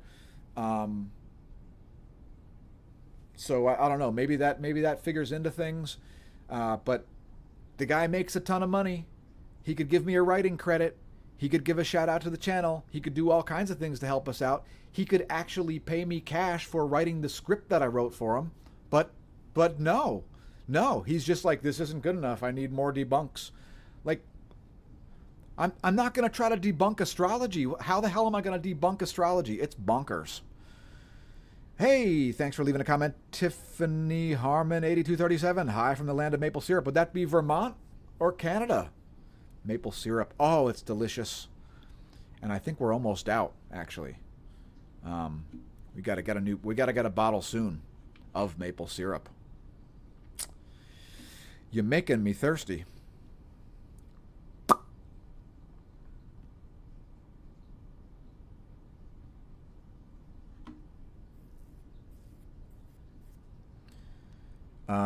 DN, what the hell?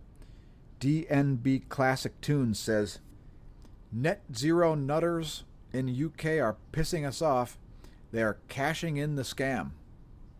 Which scam? You talking about the AI scam?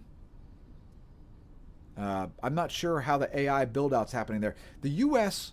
has built over half of the world's AI data centers. So the U.S. is sort of the industry leader in building a bunch of shit that nobody wants, nobody needs, is definitely not profitable, is definitely a huge loss, definitely uses an inordinate amount of resources to produce an inordinate amount of trash sludge that, again, nobody wants and nobody fucking needs. Large language models have no capacity for intelligence, but we're all doing it to sacrifice all these resources for the god of artificial general intelligence, which is a dead end when it comes to large language models. It's not going to be a thing. And yeah, it's pretty disturbing. Pretty disturbing. It's just like the Aztecs or Mayans who are sacrificing all of the resources to some non-existent fake thing. There's no path to artificial general intelligence from large language models. They have no capacity for intelligence, and Google DeepMind, see our community posts for both a video as well as an image of this as the thumbnail for the video and the image by itself. There is no clear path from large language models to artificial general intelligence, which is the bridge between large language models and superintelligence. It's not coming. The artificial superintelligence god is not going to materialize from emergent behavior. Emergent behavior is nothing more than shitty output from shitty large language models that have no capacity for intelligence. Here are the surface winds of the Western world. This is a very long meteorology segment. I'm really taking my time here. People of Earth, this is the council. This is the council of non-nonsense. I know, we're really out of place here on YouTube, where nonsense, fraud, and propaganda get more views than factual content. Why is that? It's fucking unacceptable. And it's partially because of the, what's the right word for it? The rage effect, all right? If I put up a thumbnail that says, the sun's going to turn into a black hole today, if I do that, we're going to get a lot of engagement and comments. But why don't I do that? Can anybody tell me why I don't do that? It's because I refuse to cash in my credibility to get views. Like, not going to do it. Not going to do it. I used to put up, fairly alarming looking thumbnails that were still actually technically factual. And guess what that got us? Jack shit. It got us a lot of wasted fucking time putting up the best thumbnails you've ever seen on YouTube that contain a bunch of factual information, beautiful fonts, and like everything was absolutely perfectly done, well written, the title separate from the thumbnail, all the things that you're supposed to do. That got us jack shit. It got us a bunch of wasted fucking time. So, at least it's an expression of reality. We've created a huge, huge archive of facts and the most detailed imagery of the closest star on any channel on the entire platform. Do we get paid for it? No! I'm expected to fucking work for free in any industry forever, like a slave. Like the slave state that I've seen over the past 25 years, it's starting to work on my patience a little bit. That's why I'm ready to become a sharp stick manufacturer. If you know what I mean. Yeah, sharp sticks. Perhaps an emerging market for sharp sticks is coming. Pennsylvania has a lot of forest. So maybe it's time to do some homesteading and just move out into the forest and pay nothing and sharpen a lot of sticks. Let me know if you'd like to get involved in a stick sharpening venture. Venture capitalists wanted stick sharpening venture in central Pennsylvania, where it's so desolate nobody will know you're there, even if they try to look at you through a satellite.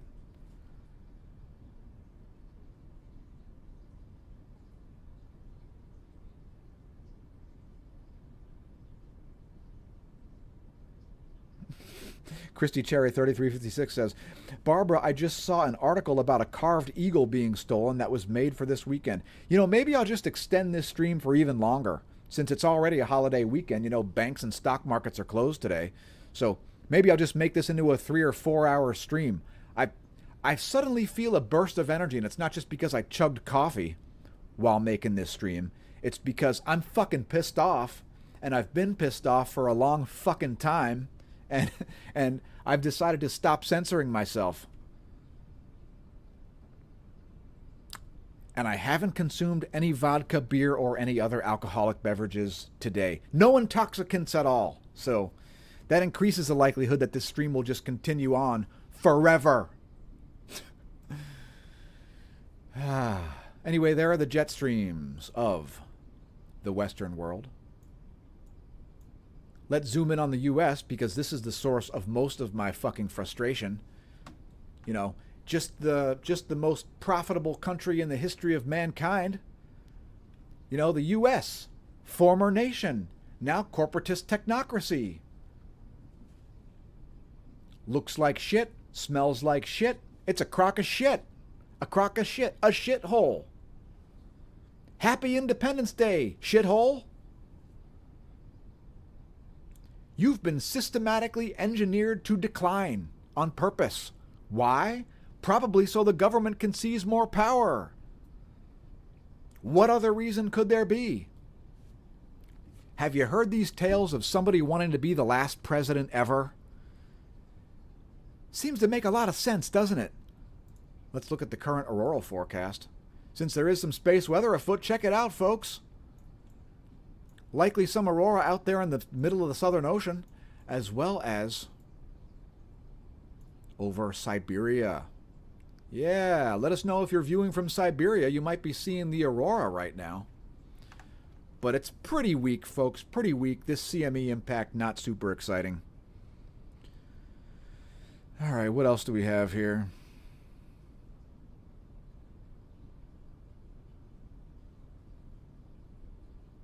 Idiocracy, yeah, that a lot of people talking about Idiocracy. Like, look at the stunning parallels. Idiocracy, it's like somebody looked into a crystal ball. Like this.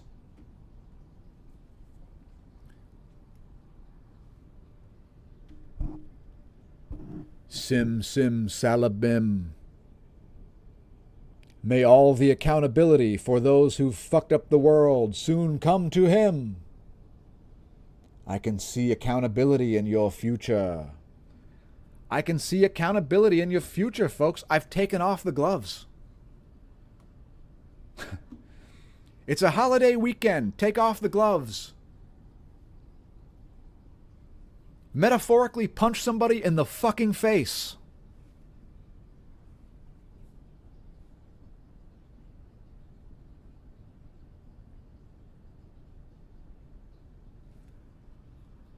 So many great comments today. Keep them coming. Keep them coming. Let's find the world's largest waves, shall we? I think they're out here in the Pacific. Looks like about 40 footers out there. 39-foot waves. There's a 40-foot wave. There you go. The world's largest waves, folks. Out in the middle of nowhere. They're not breaking. They're just a bunch of big swells. That kind of sucks.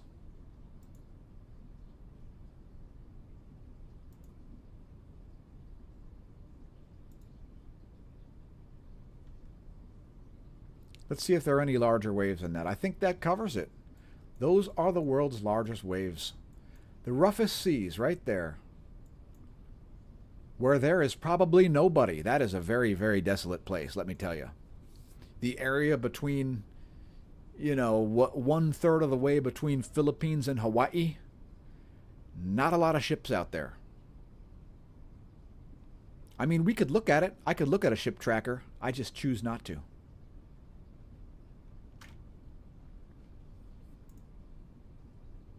I haven't even shown 304 angstroms yet. We'll close this video out with the closest star. Maybe I'll even take a break and come back. What should I do, folks? Should I take a break and come back? Or should I end the stream around the 2-hour mark? We're at about 1 hour and 50 minutes right now. Should I end the stream at 2 hours? Or should I extend it indefinitely? Tell us in the comments what you think. And if you didn't view the stream live, if you viewed it in replay mode, tell us about it there. What do we got here? We got some flaring happening.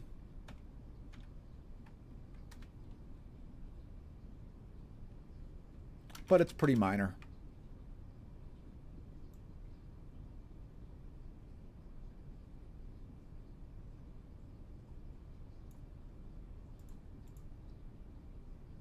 Here are the last couple of hours. Looks like a CME popping off while we make the video here. There's a little bit of flaring. And I think there's a CME. Now, is it likely to be earthly directed? Well, not really. But it could be, as I do see it moving a bit to the east. So if you look at this area right down here, as I move this around, you will see some filamentary action there, right in there. You can see that filament kind of moving to the southeast. Could be earthly directed. Fingers crossed for that.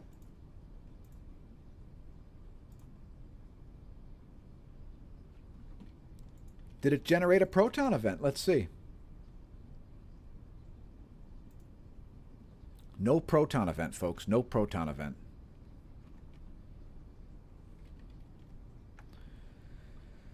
All right, yeah, so let us know in the comments if I should extend the stream or if you would prefer for me to end it around the 2-hour mark. We're about 9 minutes out from that.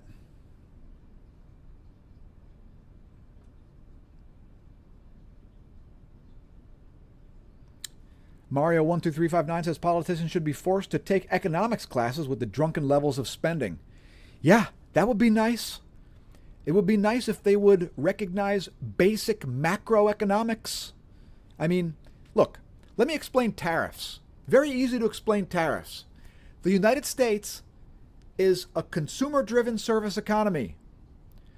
When you create protectionist tariffs, which are taxes, and you interfere with international commerce, what you do is you raise prices, you lower selection, you lower quality, and you create shortages. All of those things damage the economy. So when people say the argument for tariffs is that it creates jobs, so far tariffs have reduced jobs by about 1.2 million because of retaliation, because of the rising cost of raw materials, and all kinds of other unintended consequences. This is what dummies do and corporatist scumbags do. Corporatist scumbags, they create tariffs because their corporatist cronies, their crony corporatist business partners who interfere with commerce, they benefit. A tiny handful benefit, and everybody else gets fucked over by it. That is why tariffs are bad for the United States. It's not even close. Tariffs are bad for the United States. There's no valid argument to suggest that they're good. So, and tariffs affected me within a couple of days of going into effect. Last year in 2025, I was trying to buy a specific type of cycling jersey that I can still no longer get. So instead, I had to spend a hell of a lot more money. I got stiffed by a sponsor for $2,500, and it fucked me over personally. So tariffs fucking piss me off from a very personal perspective. So that's a little bit about tariffs, in case you're wondering why I'm so anti-tariffs. Trump is a fucking economic illiterate. Scott Bessent is an economic illiterate at best, or a corporatist fraud at worst. For all of you who are frightened of George Soros, Guess where Scott Bessent made his $1 billion? By being a manager of Soros funds. George Soros gave Scott Bessent a massive loan, probably at zero or low interest rates, to found his investing firm. Yeah, the Trump campaign is founded on Soros funds. The Treasury Secretary is a George Soros funds fund manager. You can't make this shit up, folks. You can't make this shit up. You can't make people leave their cult either. You can't make them leave the cult. You can ask them questions, but it's largely going to be like talking to a brick wall. So Georgia Guidestones were built and destroyed for a reason. Yeah, let me talk about the Georgia Guidestones. This idea that the earth can only sustain 500 million people is utter nonsense. The earth is full of energy and resources that are not being used at all. There's a lot of empty space. Did you know that we could fit the entire world's population on the big island of Hawaii? Here, let me show you the map. There's planet Earth. You see all the space where nobody lives because everybody's concentrated into cities? See all that space? You could fit the entire population of 8 billion people on that little space right there. All of the humans of the whole planet could stand shoulder to shoulder there and still have enough room for another 1 billion people. So if you think the planet's overpopulated, you've bought into a bunch of nonsense. Too bad nullschool.net doesn't have a population density map. One thing it does have is a carbon monoxide map. There's a carbon monoxide map. We want to look at the surface level, though. There you go. Pretty bad air quality right now. Again, check out our shorts to see what I did yesterday. I did a thing yesterday, and I must say, it was hard. Even though I didn't ride that hard, it was hard. But if you want to find out about the body hacks, you got to tune into the video. YouTube.com/smashomash/shorts.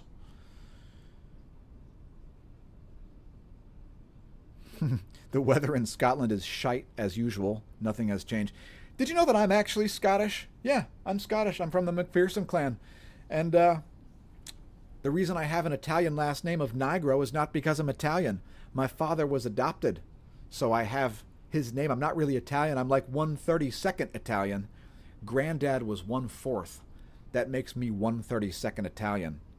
Yeah, not Italian, but I have an Italian name for the reason I just explained.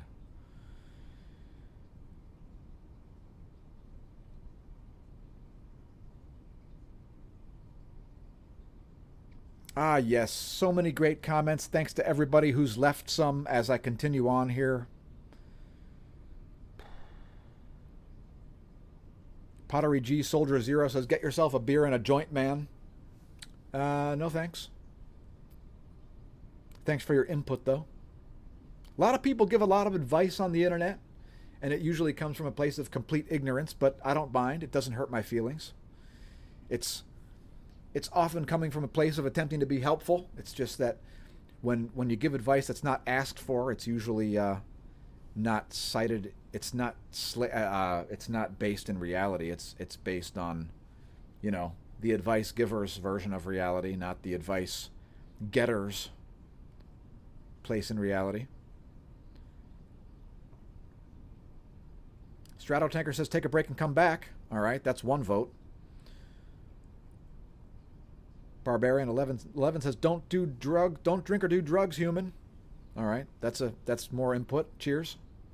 Stratotanker 8373 says, where's my bong? Trish Duncliffe 3220 says, love how your swearing quotient goes up with the indignation. It reminds me of our household rants where we fantasize about the Dark Republic of Duncliffe would be like. Yeah, it's... Christy Cherry 3356 says, don't do drug with cannabis as medicine. Barbarian 1111 says it lowers your brain cells. Did you know that cannabis is illegal in endurance sports? Yeah, it's a performance enhancing substance. Why? Because of the vasodilation. Yeah, it's true. So some of you may know or may not know that cannabis products will raise your heart rate. The mechanism by which they raise your heart rate is not because of the stress of the chemicals or the smoking or whatever delivery mechanism you use. The raised heart rate is because of the vasodilation. Because when your blood vessels get bigger, it causes lower nutrition in terms of your cellular nutrition, and your body has to raise the heart rate to keep up with that.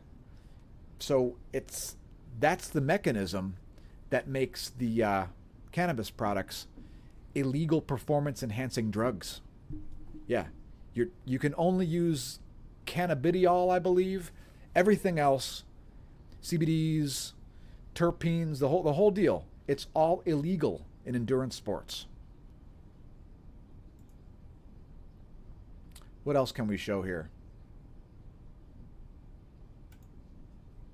I'm just going to leave the surface wind map up. Actually, I'm going to cut back to the closest star and 171 angstroms, the house favorite wavelength. All right, so I've only got one vote, which is to take a break and then come back. We're already over the 2-hour mark, so that's going to be the winning vote, unless I see something else.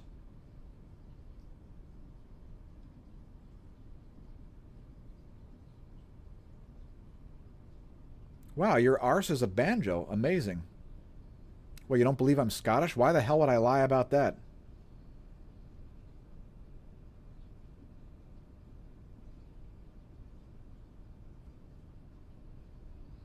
You may not realize I have 3-tone hair. Actually, it's 4-tone hair now because there's some gray, believe it or not. But my hair is brown/blonde/red. So I have 3-tone hair. If that makes you... I mean, I'm not trying to convince you. I really don't care what you believe, but... Cheers.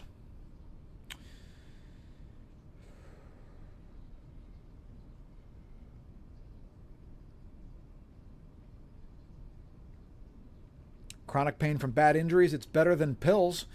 Yeah, I mean, at least there's some advances in medical technology. Like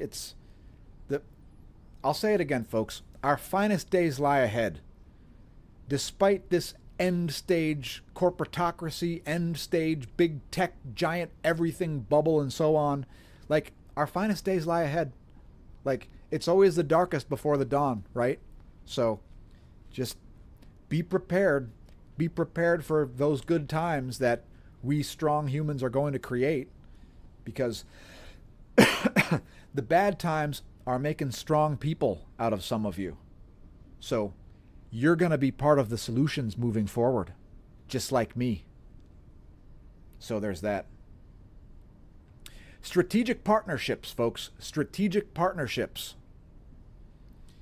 The bad times are the times to display leadership. They are opportunities to display innovation, to start some new way of doing a thing, to make an invention, to start a business, to replace an existing business model with something better.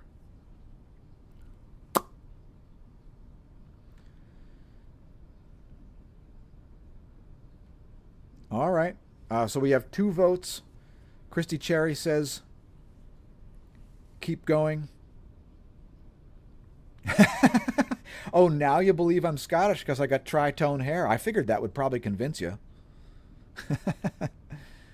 My blood type will not be divulged on this stream. That is private health information. I don't give out much health information whatsoever. You're lucky I told you about my hair color. All right, I'm going to step away for a minute. I'm going to let the closest star here play. I'm going to take a little break, and I'll be right back. I'm going to get myself a beverage and so forth. So stay tuned. I ain't going nowhere. I'll come back, and guess what I'm going to do? I'm going to bring up news stories, and then I'm going to rant about whatever I want. So see you in a bit.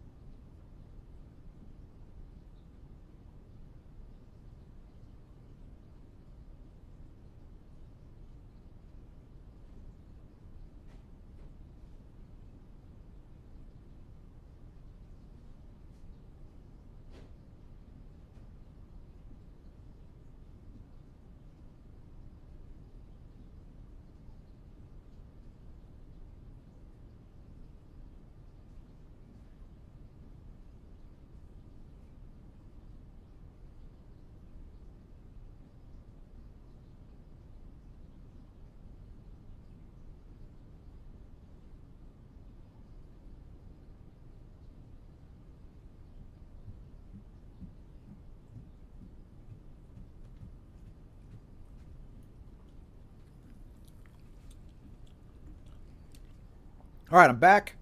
I brought a beverage. It's recovery time. I'm eating some string cheese.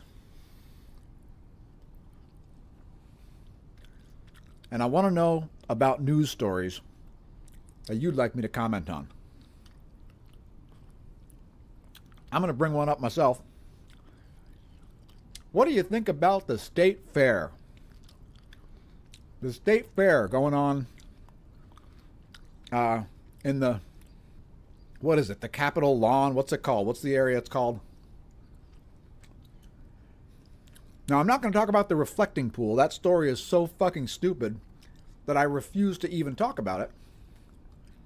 Except to state that I refuse to talk about it because it's so fucking stupid. What about that incredible state fair that's going on? That looks like a happening event, right? Are you booking your tickets? Are you on your way to Washington, D.C. right now? Can't wait to hear that speech tomorrow. Going to hear all about how peace has been brought to the Middle East. That's why the Strait of Hormuz is still closed.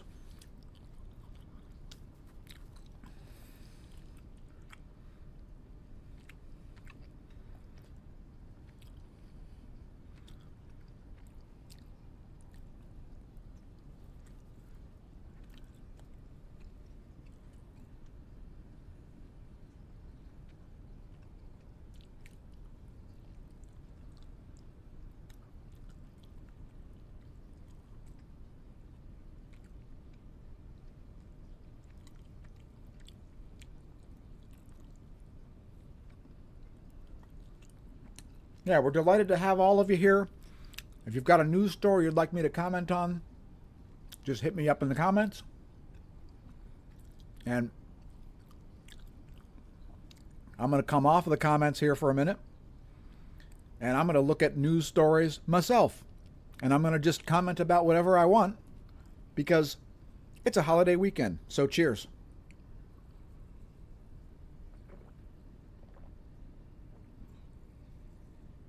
By the way, it's very windy here in Lehigh Valley, Pennsylvania. We've got just heavy winds. It's now clouded up, but expecting temperatures at like 100 degrees today. So it's a high pressure heat wave, and it is nasty. I mean, yesterday after dinner, I went on a little post dinner stroll. I like to go on leisurely strolls, which is a huge performance hack for any of you. If you weren't aware of this, there's some kind of thing that happens with your body when you go on a leisurely stroll after eating. It's super healthy, and it's basically a performance hack. But I just like it. If I didn't like doing it, I wouldn't do it just for the performance purposes. I try not to do things like just for the performance sake of things. I try to do things that are also enjoyable. Because fitness is complex, and so is my mental state is kind of important. All right, so I'm gonna step out of the chat here for a minute. I'll be right back in the chat. So leave comments here if you've got news stories you'd like me to cover, as I'm heading to an objective and well-rounded news source, which will remain unnamed because we're not paid to tell you this news source. But maybe I should reach out and see if I can get sponsored because it is a great news source. But I'm gonna leave that up to you to figure out. Here's one, which is tied together, a perfect segue from what I was just talking about. Taking leisurely strolls. Did you know that taking short breaks from sitting can lower cancer death risk, study finds? Yeah. I mean, is that surprising? Like, sitting is one of the biggest risk factors with your health turning badly. Sitting, just simply sitting too much is bad. I mean, look, I'm not sitting. I'm at a stand-up desk. I got a chair right there, but my desk is cranked up to stand-up mode because, I mean, first of all, it's just better. It's, I can stretch my legs while I'm talking, and I can do all kinds of things, and stay relatively in frame. You see that? It's A stand-up desk, I highly recommend it. Now mine is a hand crank one, but it's so good. I mean, I bought this thing very early in my remote work career. I've only done, as an employee, I've only done remote work for the past 3.5 years. I've only done remote work, and that first remote job, I invested in a stand-up desk very early on. So stand-up desks are highly recommended. I don't want to stand up all the time, but yeah, standing desks are just fantastic. It opens you up to being able to do all kinds of things. So yeah, this study here, it was more than 91,000 UK biobank participants followed for around 12 years. So basically, folks, one of the reasons why a trampoline is so good for you is because of the circulation of your lymphatic fluid. Your lymph system is in a series of one-way valves. And if you don't move around, your lymph will not circulate. And it's super important for your body systems to function, to have circulating lymph. And it's one of the many reasons. It's not just because of like aerobic exercise. It's like the body's pretty complex. And so, when you move around, your muscles help to align your joints, which helps to circulate your chi, which is from a Western medicine perspective, that's like the proper flow of nerve impulses through your nervous system. What's interesting is you can have like a pain in your elbow, which is actually from a back injury. If your spine is a little bit out of alignment, you can have like your foot might feel weird, but stretching your back is the solution for it. So yeah, taking short breaks from sitting can lower cancer death risk. That's definitely not a surprise to a pro athlete like me, and hopefully it's not a surprise to viewers like you. Here's one about AI. Story about AI here. Let's see. Oh, look at that. A lawsuit. A lawsuit against OpenAI. I'm not sure how many that comes to, but not too surprising. Oh, geez. Oh, we're not going to go to New York Post. No, wait. No, let's see. Some powerlifters sued OpenAI. A bipolar man accuses ChatGPT of fueling delusions that he was Jesus. What's interesting is I think what Jesus was saying is that everybody's God, which is sort of an interesting perspective. If you think that through to its logical conclusion, it might sound blasphemous, especially to you Westerners, but it really isn't, because that's what got Jesus crucified, was the blasphemy of God is within you, you're God. Maybe this explains multiverse theory, right? If everybody's God, are we not creating a whole series of overlapping universes? Wouldn't that be what's going on? If that's too controversial for you, make sure you press unsubscribe. Yeah, there was a video I watched a couple days ago about this. It's one of those things you can't unsee. Once you think of it, it explains a lot of stuff a lot more plausibly than many other things do. It's not necessarily an affront to any other religions. It's just, it could be sort of the underlying infrastructure that sort of explains what's going on with those other religions. Perhaps everything is both a lot less and a lot more magical than you think it really is. Is your magical thinking really magical? Or is it because you're controlling a universe where you're sort of the only inhabitant? What if everybody else in the universe is simply a function of your imagination? Ever think of that? Because this simulation theory, the Matrix, all of this nonsense, it's is it more or less plausible that reality is fake, or that you're creating reality yourself through just a function of the expression of your mind?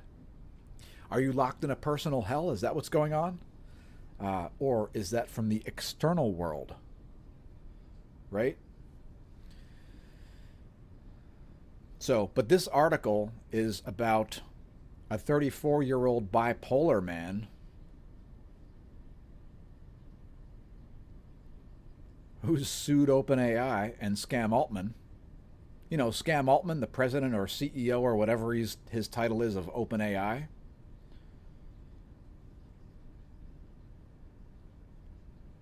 He alleges that ChatGPT updates fueled his delusions that he was Jesus Christ and drove him to attempt suicide. The lawsuit filed Wednesday in San Francisco State Court, Michael Lines alleged that ChatGPT update put users with mental health issues at risk. Oh gee, who would have thought?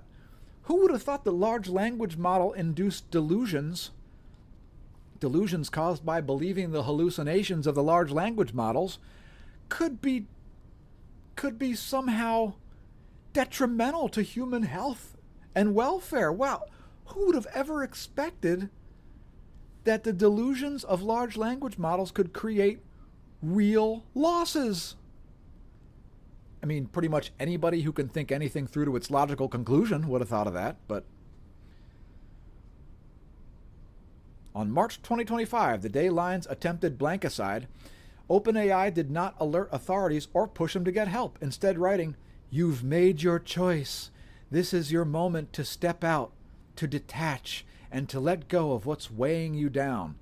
So basically, the large language model was encouraging this guy to off himself.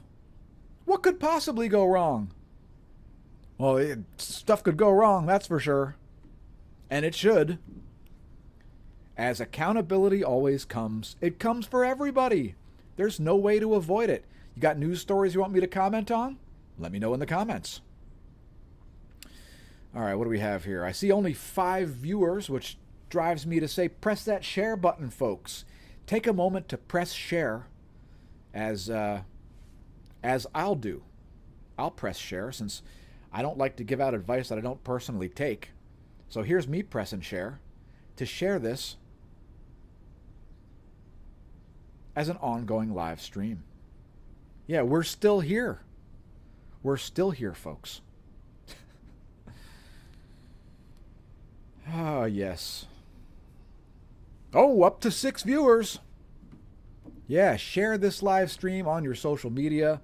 Tag us on your social media so that we know where you're located, so that we can press follow and see what you're up to on social media, because we're definitely interested in what you're up to. The stuff you post and say and think is not worthless, believe it or not. It might seem pointless. It might seem like there's no worth to it at all. The internet might be driving you to feel completely hopeless, but it's not.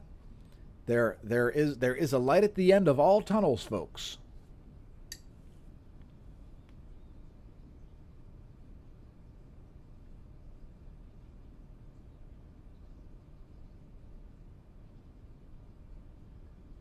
Ah, yes, the Russians on the Empire State Building distraction. The moral of the story is that when the power of love exceeds the love of power, the world shall see peace. Yep, it probably already does. It's just that people get deluded by all of the nonsense.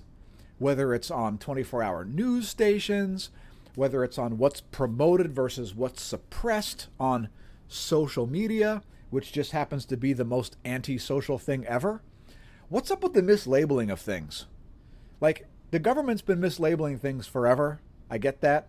They create deceptive marketing campaigns for a thing that definitely doesn't do what it's called. I get that. You know, like the Federal Deposit Insurance Commission, which isn't federal, isn't a deposit, and it isn't insurance. It's just Or the Federal Reserve, that's another one. Since it's not the government and it's not really a reserve, it's just a series of banks who are colluding to control US monetary policy and as a result doing what's most beneficial for the banks. People think the Federal Reserve is the government. It's adorable. People think the Federal Reserve is the government. Like, wrap your head around that. Anyway, the point is, we've been mislabeling things in ways that is just out of control. I mean, that guy Elon Musk, you know that guy Elon Musk, he's like a shell that looks exactly like a human. That guy, he takes over Twitter and then he tries to rebrand it after a letter. Like, what the hell is that? I mean, God, like, you couldn't be worse at branding than thinking that a brand can be a letter. Taking an established brand and destroying it the way Elon Musk has destroyed Twitter is a real travesty. It's end stage big tech. So yeah, this mislabeling of stuff, it's out of control. AI, it's artificial that it's intelligence. Because AI includes a whole bunch of things besides machine learning. But large language models are machine learning. So now the term AI has been condensed to mean just large language models, which have no capacity for intelligence. It's nothing more than a series of on-off switches, or you could say, you know, what would you say, like if-else statements, Boolean logic. It has no capacity for intelligence. Expecting large language models to become intelligent is equivalent to going to an apple orchard and taking a handful of sand and dropping grains of sand to make a pile of sand in the apple orchard and wondering when that's going to magically turn into an apple tree. Or better yet, large language models becoming intelligent through emergent behavior is equivalent to digging a foundation for a building, pouring the foundation in concrete, and then taking all the rest of the building materials and throwing them on the building site and then waiting for a tornado to show up and build the building. It's never going to happen. This is like if you ever hear the thing that if you have an infinite number of chimpanzees with an infinite number of typewriters, they're eventually going to create the works of Shakespeare just by random keystrokes. That's about what you're waiting for with emergent behavior to become artificial general intelligence. It's not a thing. That's why there's no clear path to it. And by the way, to make matters even worse, AI is not scalable because the more compute you have, the more physical GPUs you need. And the more physical GPUs you need, the more power and more water and more space and more money you need to build them. It's not scalable. Why can nobody seem to understand this? It's very frustrating. It's enough to make you take your pitchforks and torches and go out on the street and start visiting data centers, if you know what I mean.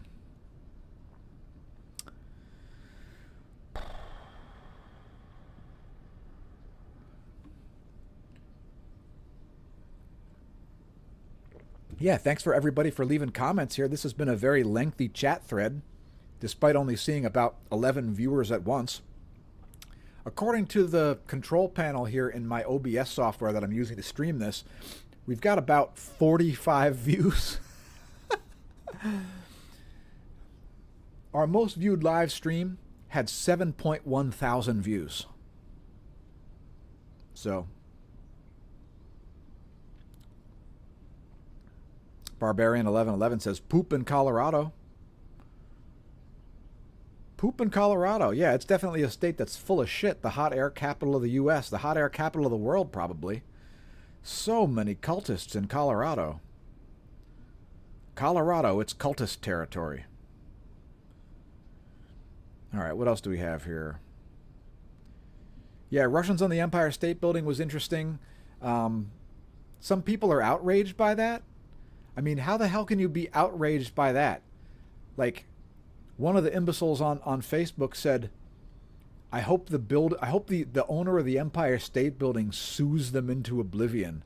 as if they've created any substantial material loss for the Empire State Building. His idiotic argument was that you have to pay to get on the observation deck, which was closed for a couple of hours because they were up there on the top of the antenna for an hour, and the lost revenue is going to lead to an actual material loss. But the publicity stunt applies to the Empire State Building's observation deck as well, which means the net result is probably going to be more people going there to visit the site. So it's a complete non sequitur, and that's what you get from Trump cultists, which this particular imbecile happens to be. My Facebook does contain various like museum grade imbeciles. So yeah, you should definitely follow us over on Facebook. If you go to the homepage, smashomash.com, it'll link to the Facebook page as well as Entropy Busters, the group, and you'll see my personal Facebook there, which is all public posts. So Instagram is at Smashomash. Facebook is my personal Facebook page. YouTube is at Smashomash. Twitter is at Smashomash. Smashomash.com. If you're wondering where, let me break this down. You're wondering where the term Smashomash came from. All right, so the same year I became a pro cyclist, I also got hit by a truck. I was a restaurant manager at the time, and one time training after work, heading back home in Allentown, Pennsylvania, I got hit head on by a truck. I was going over 30 miles an hour. I thought for sure that was my final days. However, I was able to survive. All that happened is I fractured my tibia, broke my tibia into two solid pieces. The fibula stayed intact, and as a result of that, I decided to become a hedge fund manager, learn how to day trade. So I bought a television, a computer, a video card, and a PlayStation, and I learned how to online game and trade stocks. So this is sort of my the hedge fund management part. That is where I became an economics wonk. Although I didn't really understand economics fully by then, in a matter of a couple of months, I knew how to trade stock, like day trade, swing trade, mainly holding on to long. I only did long positions, no shorting, no margin trading whatsoever, just short duration long positions on various companies, and it was mostly larger companies. And I was a tech specialist. If you're wondering how my portfolio played out, when the NASDAQ crashed, my portfolio was up 323% or something like that. So yeah, it was a matter of knowing how to pick things and knowing when to get in and get out and so forth. And the Smashomash was an online gaming name. It first saw me become the best player in the world in Special Ops 2 Green Berets. So that was where I started playing online first-person shooters, which is still my thing. Wolfenstein Enemy Territory is the best game ever made. But the name came from Special Ops 2 Green Berets. It's a pretty cheap game. It's still pretty good to this day. It does have some replay value. The graphics aren't the best, but you can still play this thing with your friends. You can play like LAN games and stuff, and I think you can still even play it over the internet. But it's quite good. You just have to emulate it correctly so it doesn't run too fast or something, I think. Because that was back in the, Windows 95 days, I think. That was Windows 95 back in 1999. But that's where the name came from. Smashomash was a gaming name. And, yeah.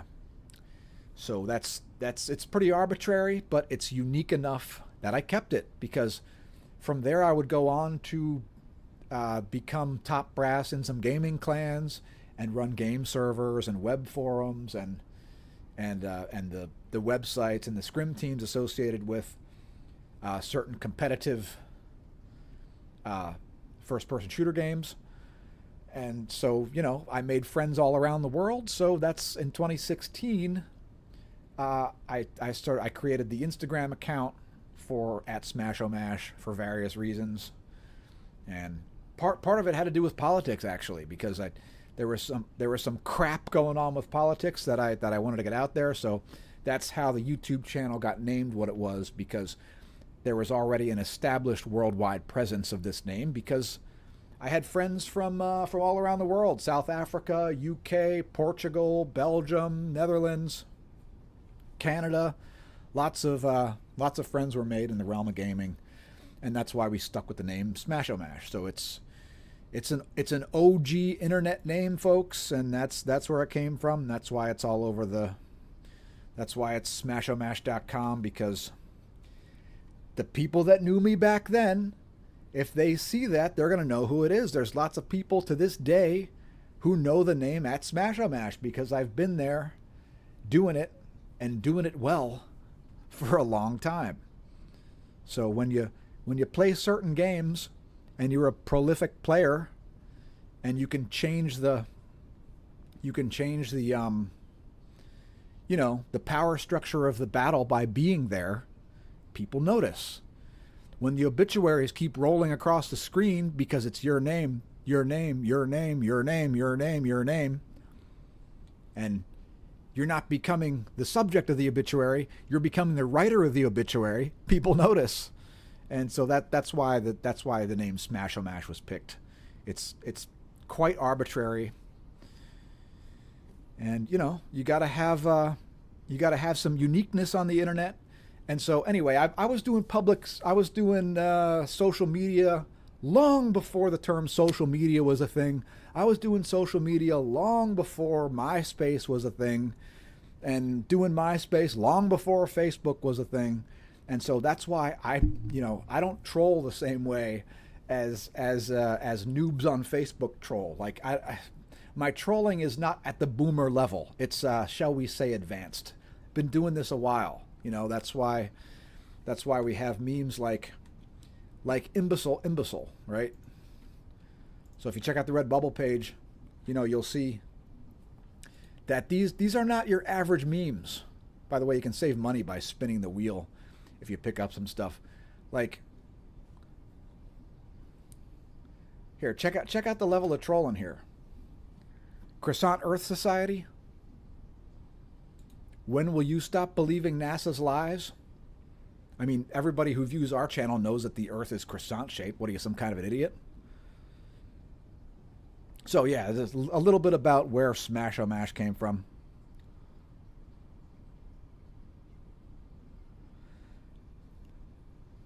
All right, so we're at about 2.5 hours. The voice is getting a little beaten. Let me take a break.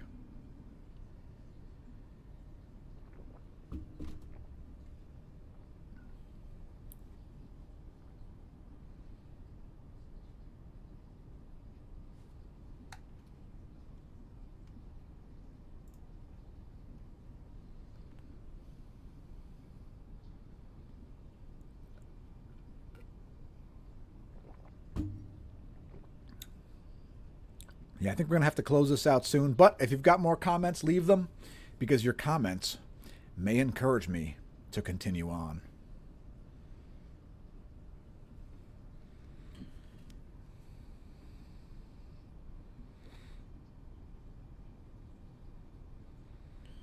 All right, Barbarian1111 says, what's crazy is they took out the military training, but now because of the holiday, the public is allowed in the shit wave. It's like the movie Jaws. Do you make your bed when you get up? First accomplished thing of the day? Yeah.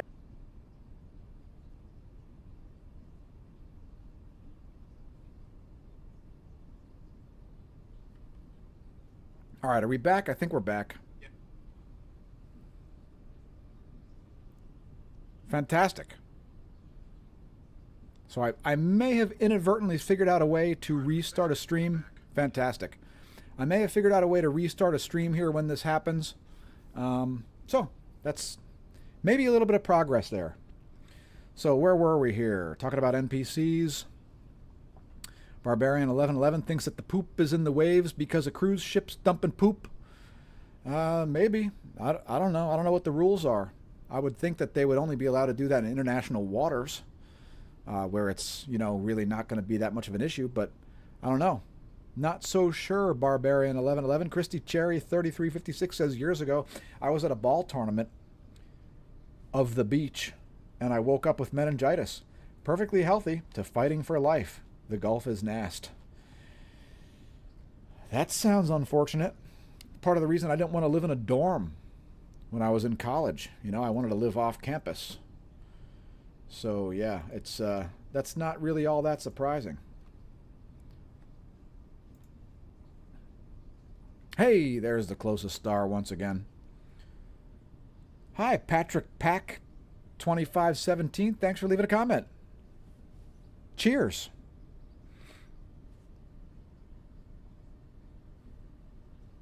Barbarian 1111 says, I'm probably going to get arrested for protesting this. I don't think you're going to get arrested for protesting poop in the waves at San Diego. I mean, I think everybody's going to be on board with you there. Everybody from the mayor to the local legislature, the city council, everybody's going to be on board with you. I think you're pretty safe with protesting poop waves. Stay the hell out of the ocean if there are waves of poop. Ugh. It's enough to make you vomit just thinking about it. By the way, we may have seen another CME about an hour ago. Let me just check on this real quick. I'm going to advance this to where I was talking about it earlier. Right there we see probably a filament eruption at about 1400 Universal Time. So let's go to the coronagraph and see if indeed there is a new CME. Yeah, I think I figured out a way to resume an interrupted stream now, folks. So that might be a big deal, as sometimes streams get interrupted because of, well, for various reasons. So being able to pick them back up again, I'll just type BRB in the comments next time it happens and see if it works out. So it's always nice to see a little progress. All right, I think it might be too early to see that CME at this point. Maybe Stereo A has it, so let's refresh that.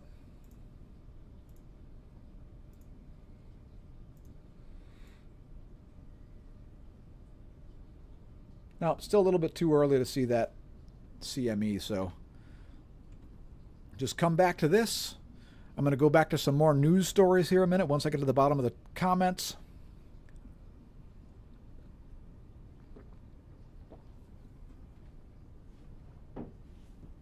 By the way, I really enjoy doing these extended streams because talking to our viewers is one of the most interesting things on YouTube. So, we love doing it in real time. Maybe we'll do one over the weekend where we have the Discord chat. By the way, the best way to reach me for an instant message, you want to send me a text message, the best place to do it is on the Discord channel. So I'll show you how this works. We have a permanent invite link on the Discord channel. So if you go to our homepage at smashomash.com, you scroll down here on the right side, right there, that is a permanent invite link to the Discord chat. If you click that, it's going to redirect you to open the Discord app. If you don't already have it downloaded, you can view it as a web page, I think. But that's the best place to send an instant message. So also, in the future, we will likely have the ability for you to actually be on the stream in real time, like with your voice. So we're not set up on this one to do that, but I do have it set up in OBS. So we can do it. We just aren't currently doing it. So yeah, just in case you ever want to be on the live stream, being able to actually talk on the live stream, it is a capability that we have. And we have had for a long time.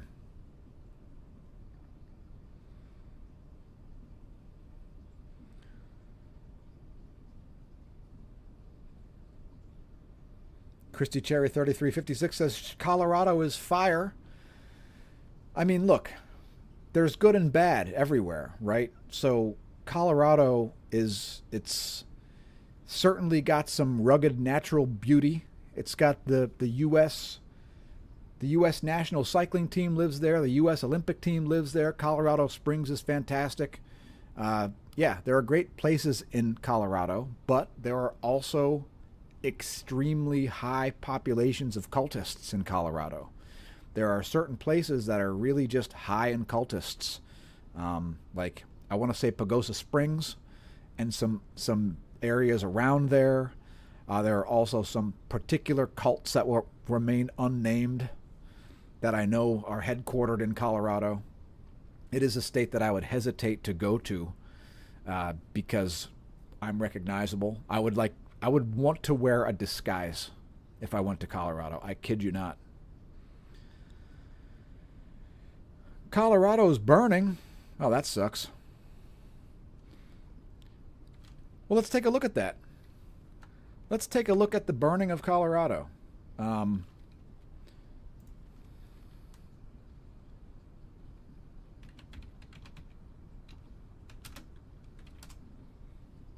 There's a great Canadian smoke map called firesmoke.ca. Yowzers, Colorado is burning.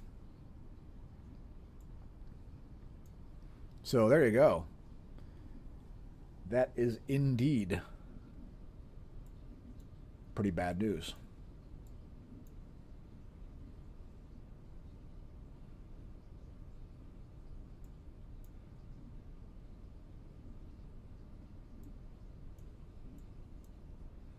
I know there's some bad stuff going on in Utah as well.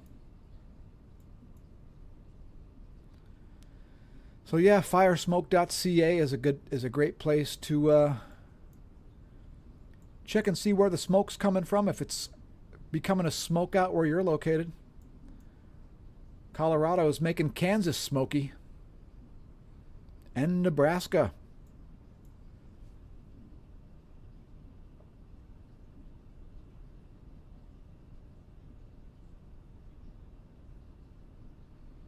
Just looking at your comments here, folks.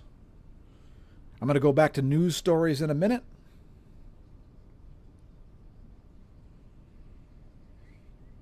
Isn't that spectacular that the feed, that the live stream got messed up and I was able to get it restarted again? That's because of the great features of OBS. So, we encourage each and every one of you to start a YouTube channel. We will even help you out in starting a YouTube channel.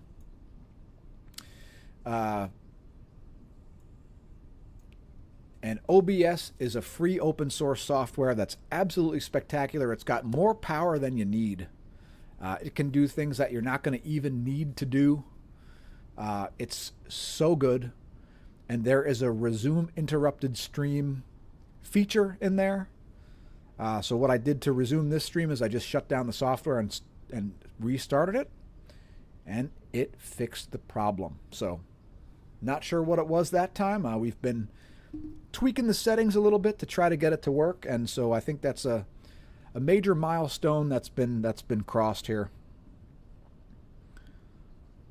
Mario12359 says, I was taking classes on cybersecurity, and I'm in a case study, a local city of Florida, why water treatment was hacked was because they decided it was a good idea to use TeamViewer. TeamViewer! Oh my gosh.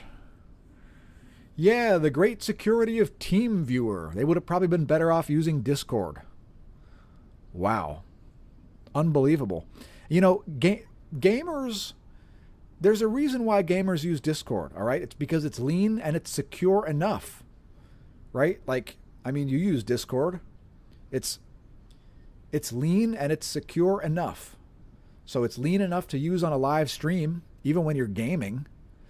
Certainly lean enough to use while we're doing a stream and allow our viewers to call into the show.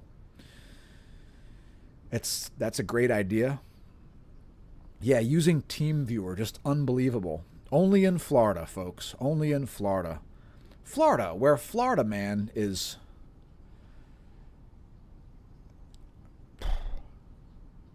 everywhere. Florida Man. Florida. Man, oh man. They thought it was a good idea to use TeamViewer. That's classic. TeamViewer with no secure network. Probably no encrypted hard drives, and yeah. Probably dudes from India calling in and getting screen shares, and Who knows? Who knows how much damage could have been done? Jeez, oh whiz. Florida water plant city got hacked in 2021 because of incompetence. Yeah, that wouldn't be AI's fault.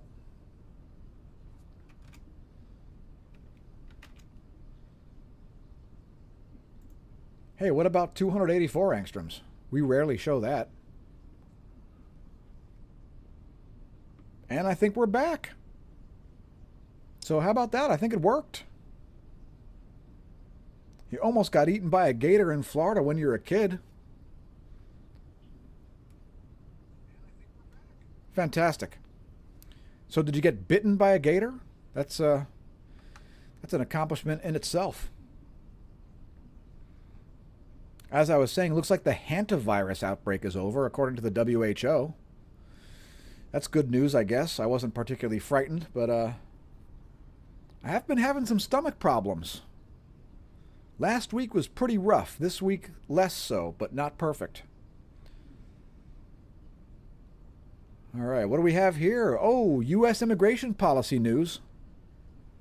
The headline is, Trump administration to boost worksite immigration enforcement operations, according to CNN. I'm sure that won't be deleterious to the economy, right? Because everything the Trump administration does is just fantastic for the economy. Maybe this is undermining of the economy part 4. Trump 4.0, destroying the economy in ways that were unforeseen. What do we have? Immigration hardliners and allies of the president have long urged the administration to prioritize worksite operations, viewing them as essential to deporting undocumented immigrants beyond security threats while penalizing employers. Gee, that doesn't sound deleterious to the economy, does it? A reduction in the workforce and penalties to employers. Well, at least they're not creating a bunch of fear, right? Let me just reiterate. Our finest days lie ahead, while doomsday prophets lie and pocket profits. In Trump's case, billions of dollars of profits. People think that's patriotic. They were mad about Nancy Pelosi's insider trading. But they think Trump's insider trading is perfectly fine, even though it was to the tune of billions of dollars. They're not hypocrites. No, they're not hypocrites. They have sound ethical basis for everything they idiotically say.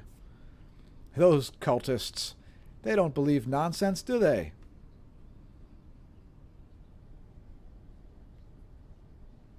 They are believable lunatics. Believable lunatics, folks.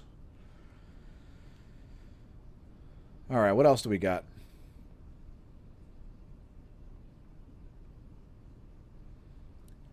So there's a huge funeral for Khamenei about to commence in Iran. That's not really worth commenting on. Some fake ransom notes being sent caused some charges to happen. I don't know what's up with that. Nancy Guthrie. I don't know who it is. If you know, let us know in the comments.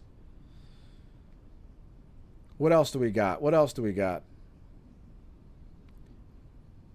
Secret Service missed 102 warnings before the Trump bang bang on the podium thing. Remember the oh, my ear, fight. Remember that thing where in Pennsylvania, there's a pew pew and an ear shot, which was like 2 inches away from being a headshot. Remember that? The Secret Service missed 102 warnings. Was that because they wanted to? 102 local radio transmissions regarding the gunman Thomas Crooks. The agency failed to establish a joint communications room with local law enforcement, while an under-trained operator left the counter-drone system inoperable during the nearly 9-minute drone flight that Crooks conducted undetected. Incompetence? No. Incompetence in the government, folks? That's impossible. How could there have been anything incompetent by the government? It seems so competent and downright good at everything it does. You know what's interesting is that all the dumbest statists, they all think that the government is bad when their opposition's candidate is in power, and they think everything the government does is brilliant and blessed when their candidate is in power. Talk about hypocrisy. Those statists are the most pathetic statists ever, as I don't trust any of them. And I mean, if you want to hear about my political stances, they ended several years ago, all right? My party affiliation, I don't even know when it actually ended. But starting in the late 80s, I was definitely a Democrat, and it was largely because of the pathetic attempts at censorship by the conservative Republican Party. Now, fast forward to today, people think that the MAGA Trump cultists, like those cultists, they fancy themselves as conservative, even though they clearly don't understand what conservative principles are or what accountability is or anything like that. But I digress. So back in the day, the late 80s, early 90s, when 2 Live Crew and Judas Priest and so on were being attacked by the government, they're trying to ban music and things like that. I wasn't down with that shit. I was mad about it, and I found it to be unacceptable because of this thing called the First Amendment.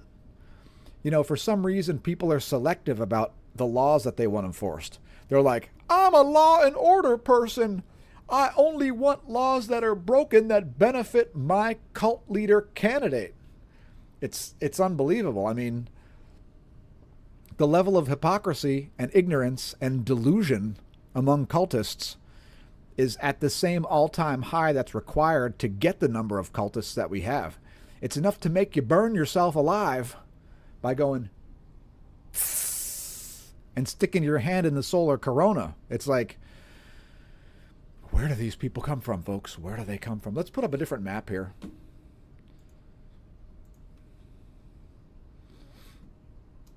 Like sands through the hourglass of time, these are the visible satellite images of our lives.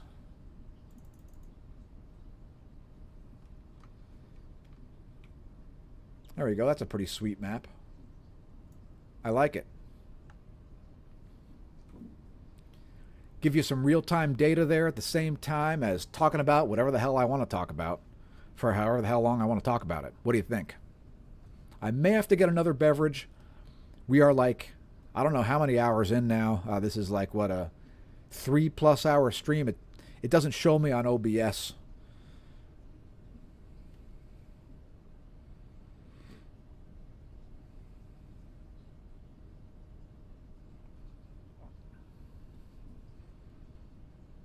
And where was I going with this? I was making some point, but I don't remember what it was, so. Let's continue on with some more news stories. And I'll get to your comments. Keep leaving comments, folks. I'm going to get back to them. I just can't view comments and look at stories on the device at the same time. I don't have a laptop set here. I have a second computer side by side, but I want to stay in frame so that people don't think that the stream has magically ended again. So yeah, the Secret Service. Oh yeah, the incompetence. The incompetence. I mean,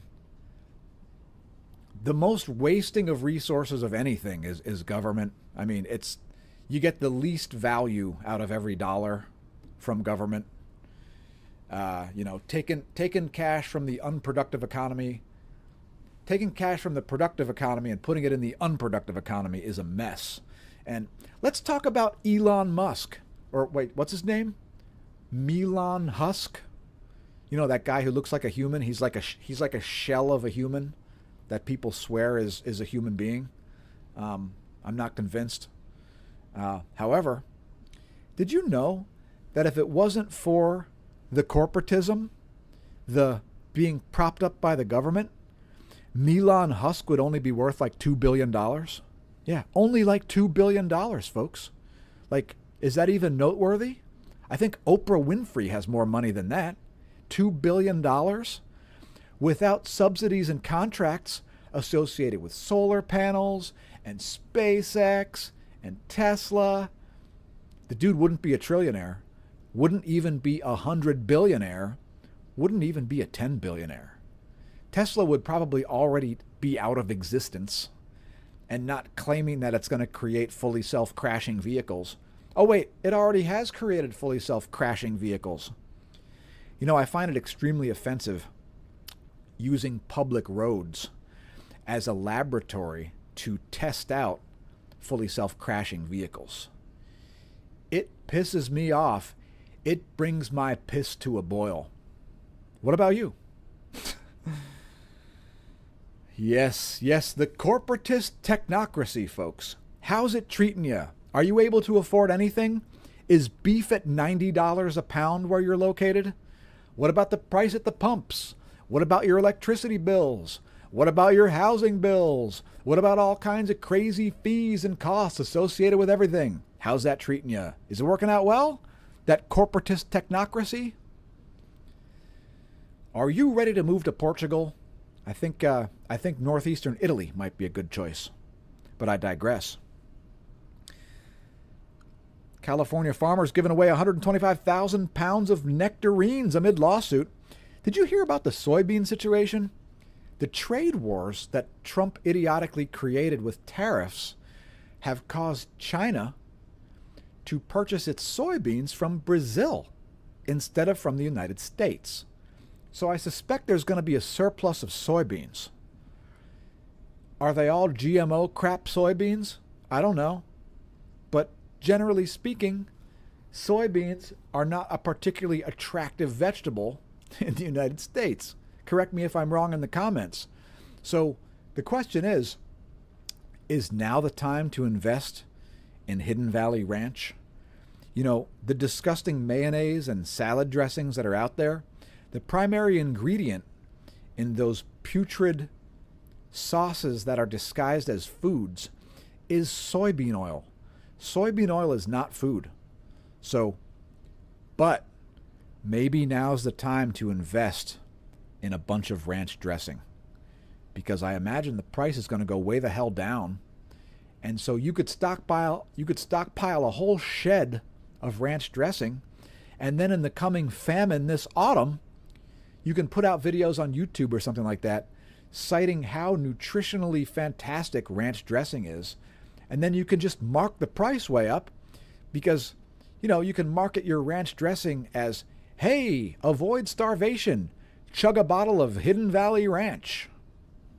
Could be a thing. Correct me if I'm wrong in the comments. Yeah, there's going to be a surplus of soybeans, I would imagine, because of Trump's idiotic trade wars. So I don't know why they're giving away nectarines. Why are they giving away over 100,000 pounds of nectarines? Tell me in the comments if you know.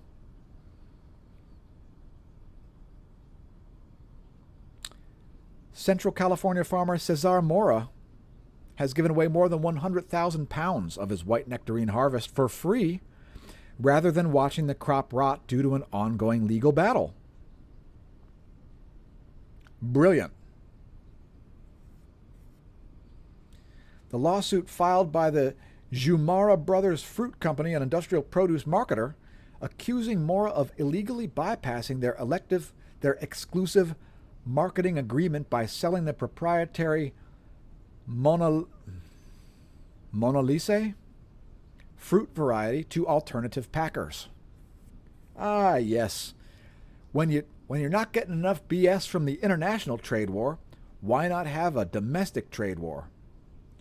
As food prices continue to skyrocket, let's just give away stuff as nectarines face another trade war. It's perfect. At least it's not the government causing it. It's just private business choking on its own stupid contracts. U.S. beats Bosnia-Herzegovina in the most watched soccer telecast in English language history. Ooh, the U.S. beat Bosnia-Herzegovina. What about U.S. Presbyterian Church declares Gaza a genocide? A genocide? Genocide? How do you feel about the Gaza Genocide. I'll keep mispronouncing it so that this stream doesn't get interrupted. Trump to visit Mount Rushmore. That sounds like a fantastic time. Book your tickets to Mount Rushmore, folks. Why hasn't Trump why doesn't Trump go walk around the state fair? You know, all the news agencies are reporting that there's nobody there. I keep seeing photos and videos of just empty space at the state fair. Why doesn't Trump go to the state fair personally and go walk around? Wouldn't that cause more cultists to show up, to go, you know, have a little handshake meeting, have their baby's ass kissed by Trump or whatever? Like, you would think that would be a thing. I don't know. Call it marketing?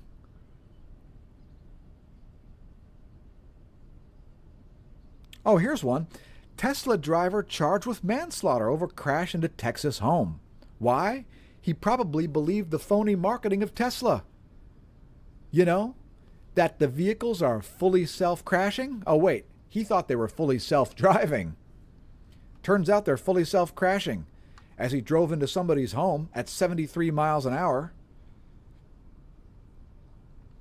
Seeking more than $1 million in damages, Martha Avila's family filed a wrongful death lawsuit accusing Butler and Tesla of negligence, design defects, and failure to warn consumers about system risks.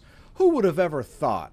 I mean, that guy Elon Musk, he seems so trustworthy. I mean, he only lies to everybody about everything constantly, delivers about 1% of all promises for the past 15 years, and yet everybody keeps just believing everything he says. Talk about boys who cried wolf. When are the wolves going to eat that boy? Accountability's coming, one way or another. The longer you put it off, the worse the response is going to be. So good luck with that. I mean, everybody has the opportunity to like turn over a new leaf and stop lying to people. Why don't they do it? It seems very easy to just tell the truth, get ahead of your nonsense, and not shatter your credibility. Why do some people's credibility never fucking get shattered? It's very, very enraging. Hey, check it out. We got some clouds forming over Mississippi and Alabama. There you go. Convection. Convection happening. It must be moist. All right, my voice is giving out. I'm going to end this stream probably in about 5 minutes. If you've got more stuff for me to rant about, tell me in the comments, and I'll consider it.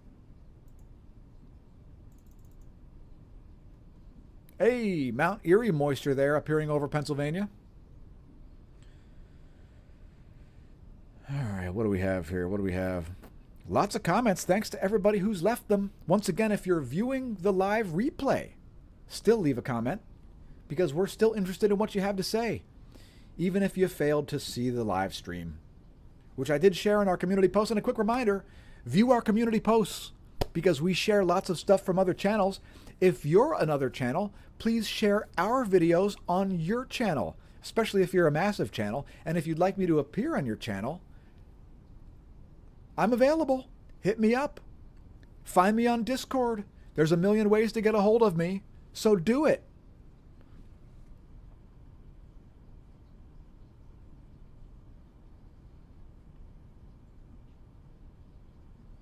All right, so getting to your comments here, I'm making my way to the bottom. Thanks to everybody once again for leaving comments. Congratulations on realizing the channel exists. Don't forget to press subscribe if you're new. That's how you see the world's most comprehensive space weather videos.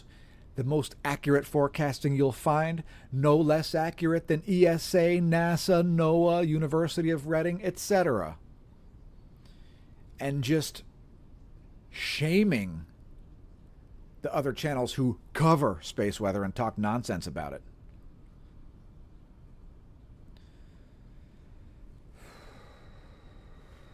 Stratotanker 8373 says, "Don't die, Dan." Yeah, thanks. That's pretty much top of my priority list. Same, likewise, Stratotanker 8373.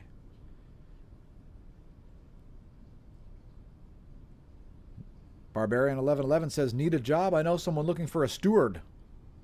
I don't know what that means, but maybe, depending on what it entails. Mama Sarita. Oh, welcome back, Mama Sarita. I remember you. Whose name is now Mama Sarita Jer 50-51. Oh, hold on. An ad played and interrupted my reading of comments. As I was saying,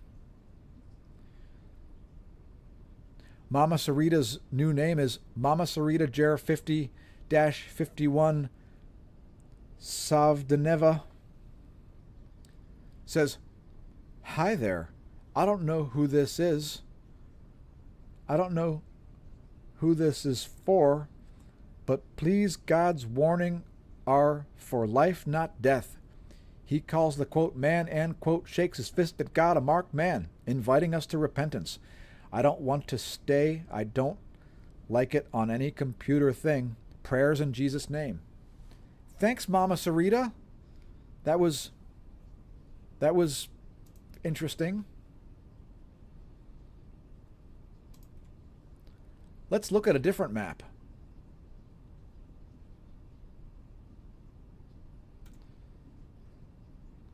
We're going to zoom out once again.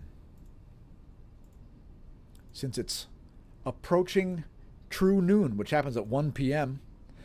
in daylight savings time, by the way. All right, that's too many frames. Let's go to 30 frames. There we go. That's pretty cool. And shout out to our viewers from all around planet Earth. I'm going to have to close this stream out pretty soon here, as my voice is starting to suffer. Yeah, thanks very much, Mama Sarita.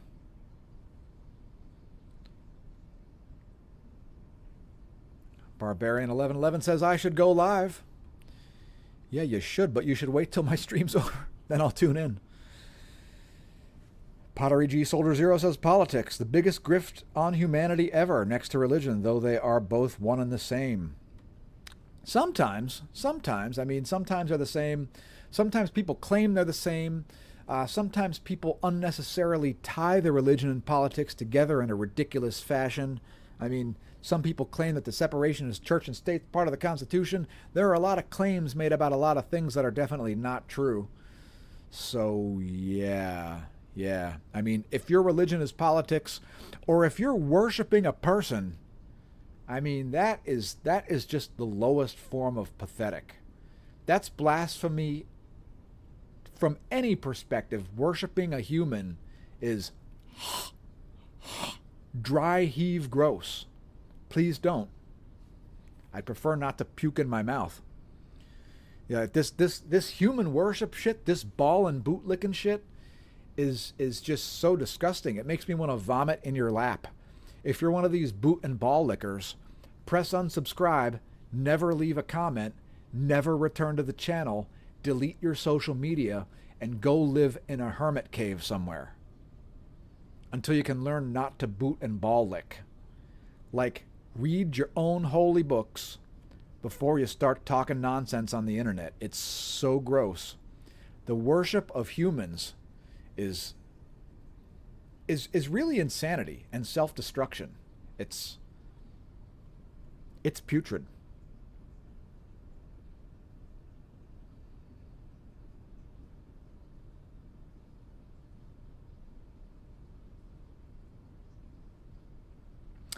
Frank Zappa does have plenty of interesting quotes.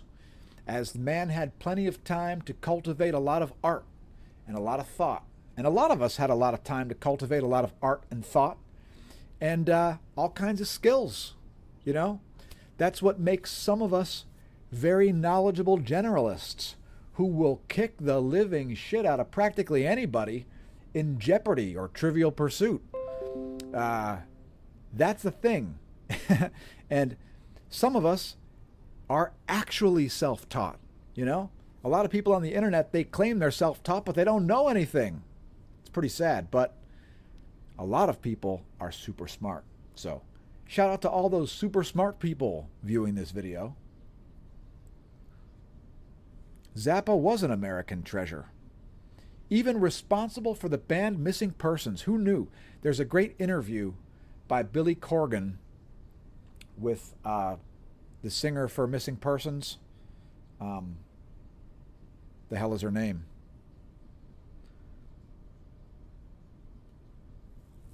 But it talks about the origins of the band, and it's very interesting. Very interesting indeed. Yeah, make your own dressing. Good point, Barb. Good point. You know, you can make mayonnaise. You just mix salt, vinegar, olive oil, and eggs. And you just mix that together, and poof, you've got mayo. Don't eat the soybean oil. Now look, if you get organic mayo from the store, all right, that's acceptable, but it's a lot more expensive than if you just make your own.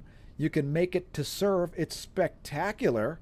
And you can even make it flavored the way you want. Like you can make it spicy mayo, or you can make it garlic aioli mayo, or whatever. Definitely make your own dressing. That is next level baller, Barb. And thanks for bringing it up. We do it here. It's so easy. I mean, the basic dressing that you have in the grocery store is not food. If there's any non-organic GMO soybeans in anything, I don't know how people think that's food. If you're a man and you'd like to grow boobs, then consume lots of soybean oil. It's a great way to be weak and low T. And if you're a woman who would like to get all kinds of associated illnesses, this is not medical advice, then consume soybean oil. It's bad for you. Pickles are king. Love a good ferment. Yeah, good ferment is the thing, man. Homemade sauerkraut, homemade kimchi, big thumbs up. Support your gut biome, folks. Your gut biome is insanely important.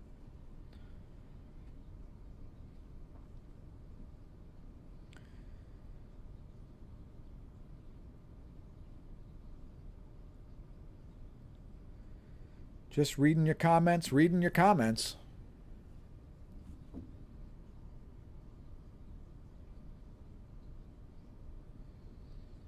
Yeah, thanks for staying on the live so long, everybody who has. It's about time for this to end, though, because I've been ranting quite a bit. So yeah.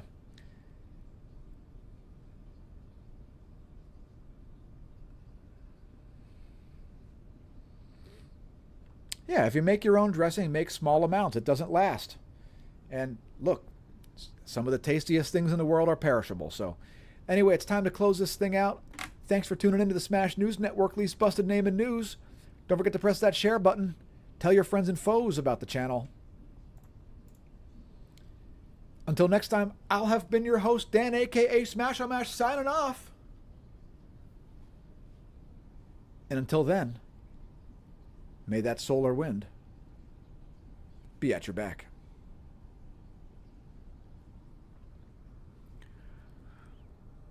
Opinions expressed in this video not necessarily the opinions of Smash News Network, least busted name in news.